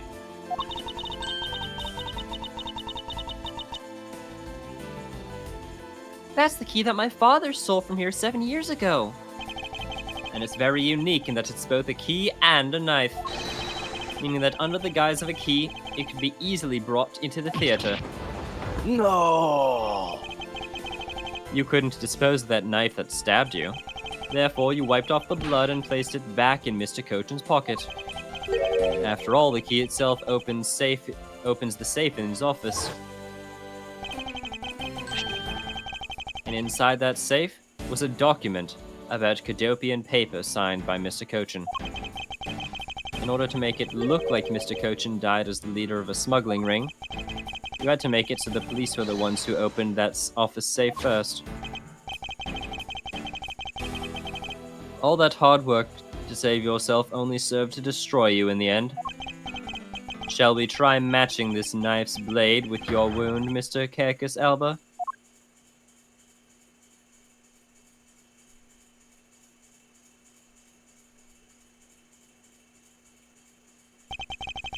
And that is what some may call the coup de grace. Okay, I would like to pause real quick. Could you imagine? Okay, I'm not sure what the case would be in this, but what if Alva was hardcore enough to just take a finger and immediately just tear into his own wound? Like, would that incriminate him, or would that just basically leave it as a mute plausibility? I feel like there's got to be some rule for like if you go out of way to destroy a piece of evidence that has been shown in court to have some sort of relevance, that it's like, oh well, that's like a sign of guilt. I'm back. Welcome back. You missed the me just going. Wait, what? I pushed my stab wound in with my finger, and it hasn't come out since. Why did you make it a reference to that? You can't take me down. Swine, all of you. Because Wes was saying, what if Alba like made his stab wound bigger so that it was more difficult to identify? Oh, got it. Especially Manny Cochin. That is all because of that man's betrayal. Oh, there's the motive reveal. He sought to steal control of the smuggling ring from me by removing me as ambassador. I don't know why I'm telling you all this. Which is why he deserves to die while buried in guilt for all of my crimes for me. I don't know. I still don't know why I'm telling you all this. This is why I sell the Atagaras card and how this incident was born. Fuck! Man, he was supposed to be the smuggling ring's leader who was killed by the Atagaras. I don't know. Did someone just sneak a truth serum in me during these last 2 minutes? What the fuck? I've cast Zone of Truth. I had yet another reason, yet another story that was supposed to play out. Manny's death was supposed to bring everything to a close, and I was supposed to dance with the samurai. I'm a fan too. But I wouldn't have gone away with it too if it wasn't for you meddling prosecutors. And suddenly I'm now Scooby-Doo. Mr. Alba, I'm afraid there is one question I forgot to ask. This country's, or Alabast's, which country's court would you like to face first? Either way, it's game over for you. Edge. Holy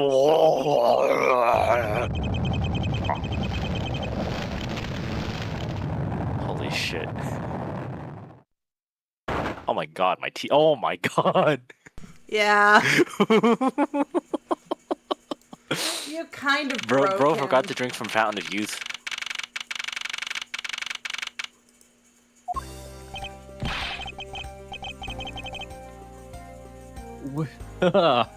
This is it, the big day. It's Mr. Alba's trial today.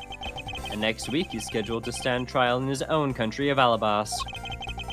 Francisca's heading that one. I suspect she'll be serving a full course of whiplashes at it. Having to face Miss Von Karma in court right after facing you, sir. I don't even want to think about what that would be like. I caught a glimpse of Mr. Alba as he was being escorted into the courtrooms. And boy, he looked about as glum as I do on the day before I get my monthly paycheck. Of $5. You know, I've been thinking. That flight attendant and even Mr. Portsman were all Mr. Alba's secret agents. Correct. That smuggling ring was the common thread between all of the incidents. Camille was to provide support during smuggling ops using her job as an attendant, and Mr. Portsman was to manipulate trials related to the ring to end in their favor. The Go-U Airlines and even the prosecutor's office.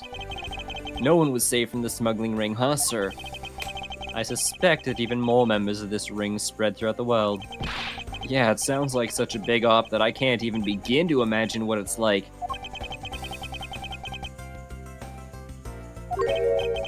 What is it, detective? Nothing. It's just, well, come to think of it. Mr. Ernest Amano's trial is also scheduled for later today, sir. I'm aware of that. Mr. Amano has been working for the smuggling ring for over 10 years now. He used the Amano Group's various connections worldwide to serve the ring. But, as all of that has come to an end as this conglomerate is now undergoing harsh scrutiny, I owe Mr. Amano a debt of gratitude, but he must pay his debt to society. Well, with the arrests of both Mr. Alba and Mr. Amano, I guess that about wraps up the KG-8 incident as well, huh? I suppose so. The real killer in the KG-8 incident 10 years ago was Mr. Manny Cochin. And 7 years ago, the killer in the second KG-8 incident was Mac Rell. Those two facts are the unshakable truth. However, it seems that a lot of effort was put into hiding these and the others' truths from us. And I will expose it at all the trials today. I'll expose it all at the trials today. You're solving cases left and right today, aren't you, sir? CCU and Dead Man. Perhaps now, these two brave souls who tried to make the truth known can rest in peace.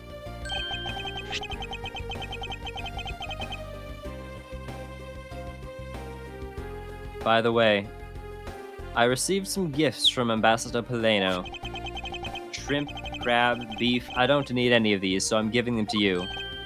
What? Seriously, sir? Oh wait, actually, I don't think I want them anymore. The way you're holding them. Don't tell me they're just coupons, sir. Detective Gumshoe, have you not read the paper recently? Ever since the two countries became Cadopia again, the economy has changed. Really? And it seems that Ambassador Poleno has reaped a few benefits of his own from it. He's been announced as the official ambassador of the newly reunified Cadopia. Ah, but what a pity! Even though every item he sent is a treasure, you don't seem all that interested. Well, if you don't want him, I can give him to my lovely assistant, Kay. Wait, that's not what I said. So, Mr. Edgeworth, please let me have them, sir. Actually, come to think about it, where is Kay? How come she's still not here? Gumshoe? Are you fucking... I'm not looking at her right now, so I don't know if she's there or not. I lack object permanence, sir. I was gonna say! Hey, you've got to be more alert than that. Kay, where did you come from? I can't believe you didn't notice. I was even mimicking Mr. Edgeworth's voice for a little bit. Don't you know how feminine he is? I totally didn't notice you, or realize that feminine voice was you. Lang just says, ferocious love blooms with each new spring. Hey, babes! Agent Lang, a pleasant surprise to see you here. It's been a long time since I set foot in the courthouse, but I wasn't gonna miss watching the guy who screwed up my country's financially get what's coming to him. Well, that, and something else. I want to see you in action in court. Is that so, Agent Lang? We flushed out all the counterfeit bills, so Zheng Fa is finally at peace again. It's all thanks to you. So I want to say, thanks. Wow, I never thought I'd see the day old Wolfie says thanks to Mr. Edgeworth. I should be the one thanking you, Agent Lang. Oh my god, just fuck already, you guys. If you hadn't negated Mr. Alba's extraterritorial rights, I would not have been able to bring him to trial. I believe the victory now belongs to the both of us in this case. Shared victory, huh? Look, don't get me wrong. I'll still never forgive you prosecutors. And I have zero interest in that truth thing you talk about in court. Dude! I've always done things my own way. And that's not about to change, you got that? I see. Well, I believe you should follow your own creed when you do your job. Yeah. And if there's ever someone your precious truth can't catch, feel free to sit around and cry about it all you want. You're such a dick! But as for me, I'm gonna get that person no matter what. It really does sound like he's gonna call a hitman if he can't get the evidence. Alright. It's about time for the trial to start. I will see you later. I'll be watching your performance from the gallery. I'm looking forward to this. I prepared a whole ton of ticker tape for today's victory, sir. Ticker tape, really, dude? I'll throw some around when Mr. Edgeworth wins! Oh, What is right, ticker it's tape? canon. So, ticker tape is basically like fucking. What's the word I'm looking for? Basically confetti. Basically, you know, anytime you win a case at the end of actual investigation cases, like in the mainline games, Gumshoe's the one doing that. I love that so much. Technically, this game confirms that Gumshoe's the one doing that. I hope Oh you my got God. enough, because I'm gonna call my men up as well. There are 100 people. A modest amount of ticker tape goes a long way.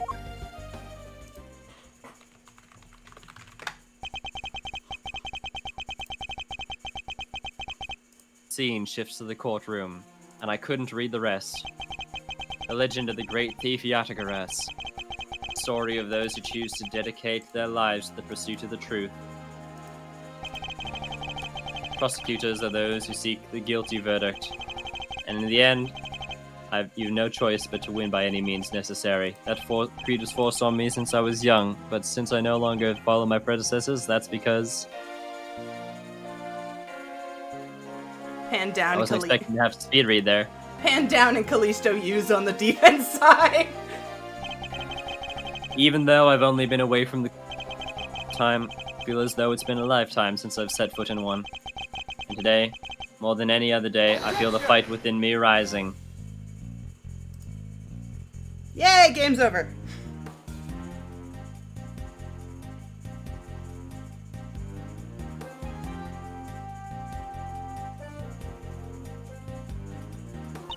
I'm really in Mr. Edgeworth's debt for the other day. Thanks to him, I'm still free to serve in the friendly blue skies. Oh, so about my suitcase. I've been selling them on the internet, and they've become a real sensation. Thanks to the praise the art world has lavished on my work of being a true postmodern. The airline has chosen me to design their new line of Go You jumbo jets. Just think, someday you'll be able to take a ride in my pink-walled, yellow-seated jet. That sounds so ugly.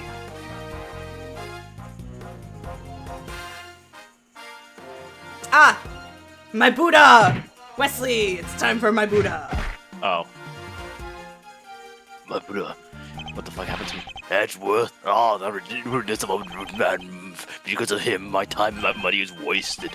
But more importantly, I received the most fantastic treasure recently. The primitive statue of the Principality of Codopia.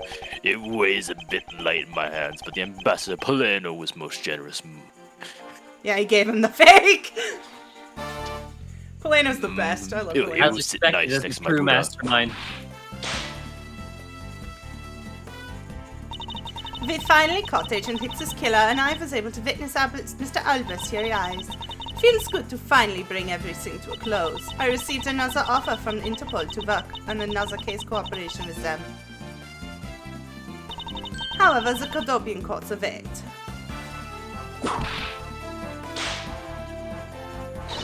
Codopia's air is supposed to be very fresh, so my wit will find new vigor there. I love her as an Interpol agent, and I hate her as a prosecutor. I think I finally figured it out. Kay! Oh, no, it's Mike. Never mind. Wesso.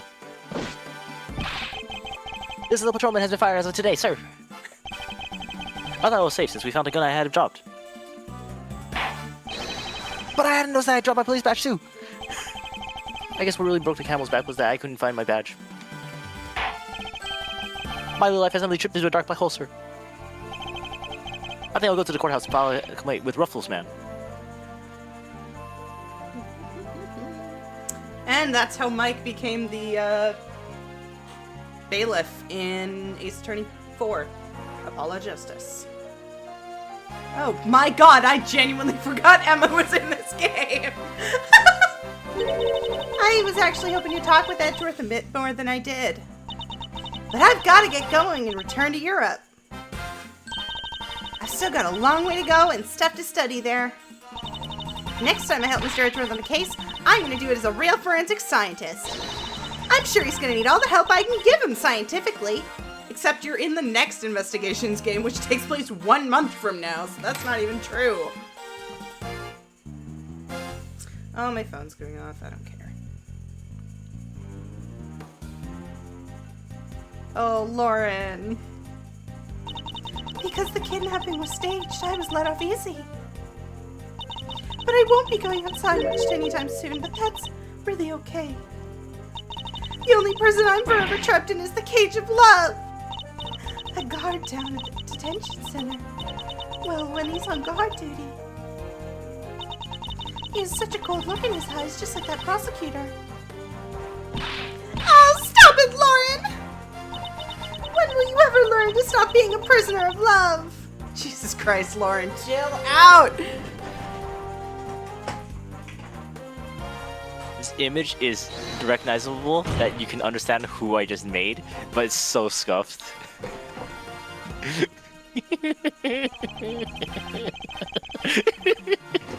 Oh. The guy who voiced the judge isn't here. Since we judges are here all day in court, apparently Mr. Edgeworth teamed up with a thief and became a detective. Maybe I should team up with a bailiff and try to become a lawyer or something. Let me check it.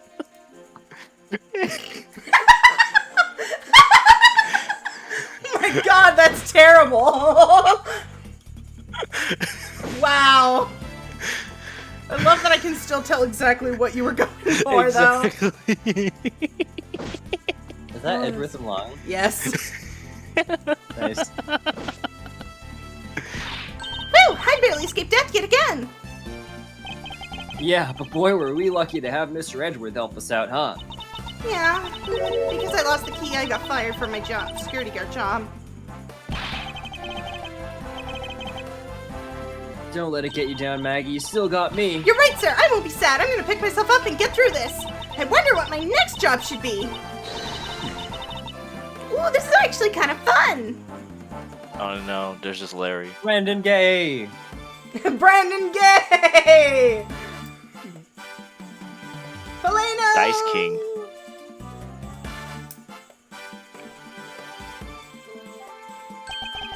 Why not come to Canopia for your summer vacation? We have coupons aplenty. Right now, our embassy is proud to present our Let's Investigate Murder show. Although recreating that particular case has created a few small fires of its own. Then we had a few problems with the fire marshals, but the next event will be great. It will be an attraction entitled Capture the Yadagaras. Of course, I hope to enlist Kay's help in creating our latest attraction. I love it.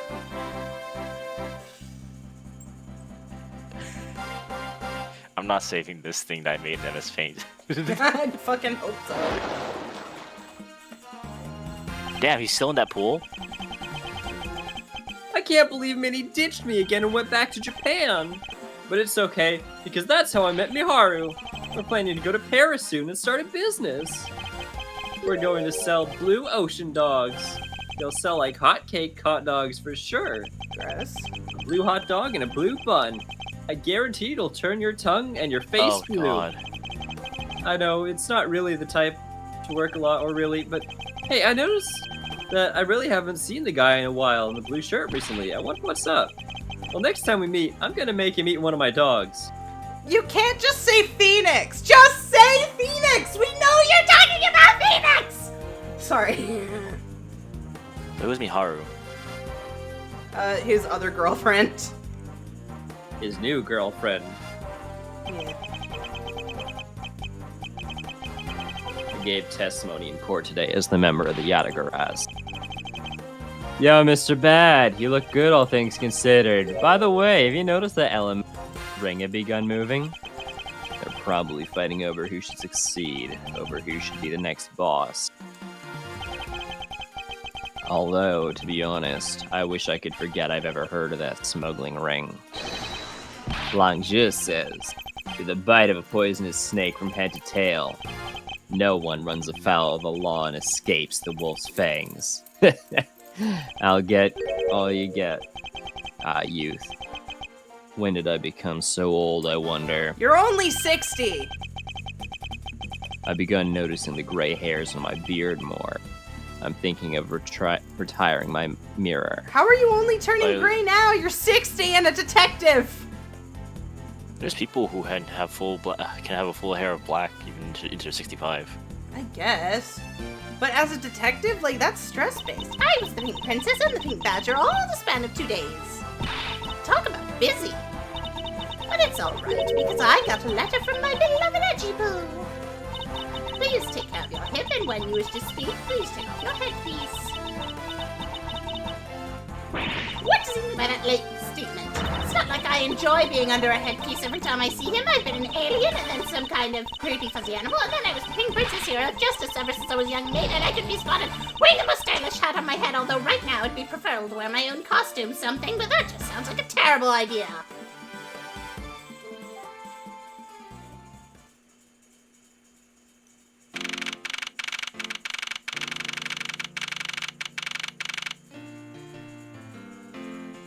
Oh, this music's cute.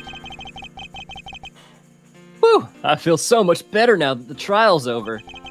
And as always, your legal prowess was top-notch, sir. Yeah, nothing beat the look on Mr. Alba's face when you revealed the ring's secrets.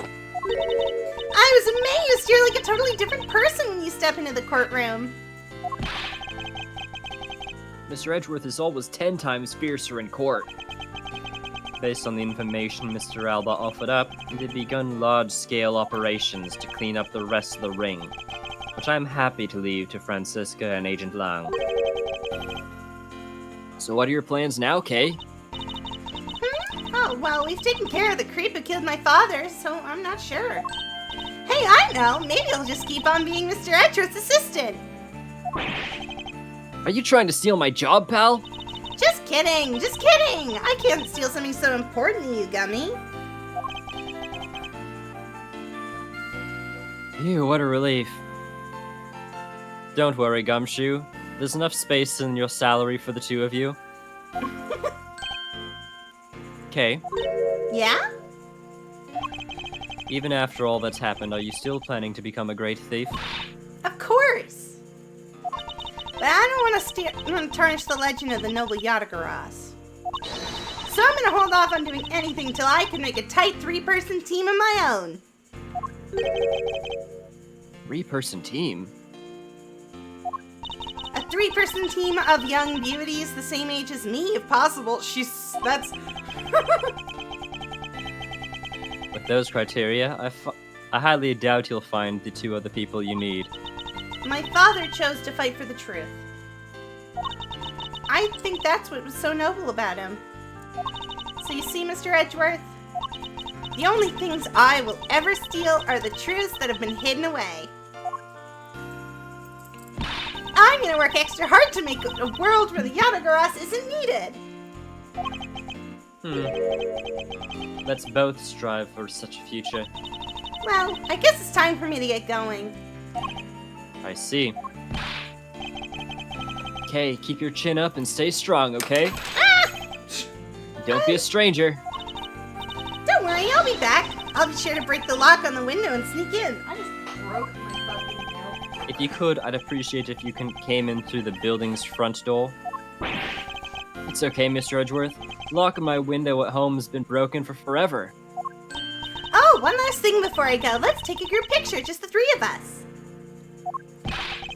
Yeah, a commemorative photo. Every big case has to end with one. No. Hey, why not? Don't tell me you're camera shy, Mr. Edgeworth. Of course not, detective. Come on, Mr. Edgeworth, I'm taking the picture now. Hey, come back here. Mr. Edgeworth, you can't run away from this, sir. Hey, Detective Gumshoe, stop that. I can't be seen doing that. Okay, I'm totally taking it now. Say cheese! And thus, the long tale of the KG-8 incident came to a close. I saw the demise of a smuggling ring and the birth of a little great thief. But there is time to rest and relax, for I am eager to tackle the investigation into a new case. The reason for my eagerness is I want to pursue the truth, and I want to believe in the strength of those who use the power of the law for good. As someone who has chosen to live my life as a prosecutor, that is my new creed. They literally trapped him.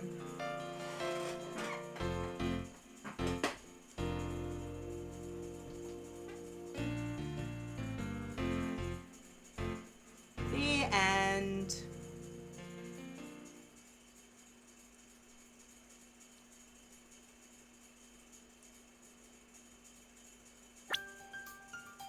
That's the end of the game! Yay! Yippee! Alright, I'm gonna end stream now. Next stream will be Tuesday. Since we don't have another part to do, and I don't think we can do the portal thing. I don't know what we're gonna do on Tuesday. Shit. We might do Lethal Company, depending. I don't know what we'll do. I don't want to start my next long play until this week of weird shit's over, so I guess I'll see y'all when I see y'all. Bye!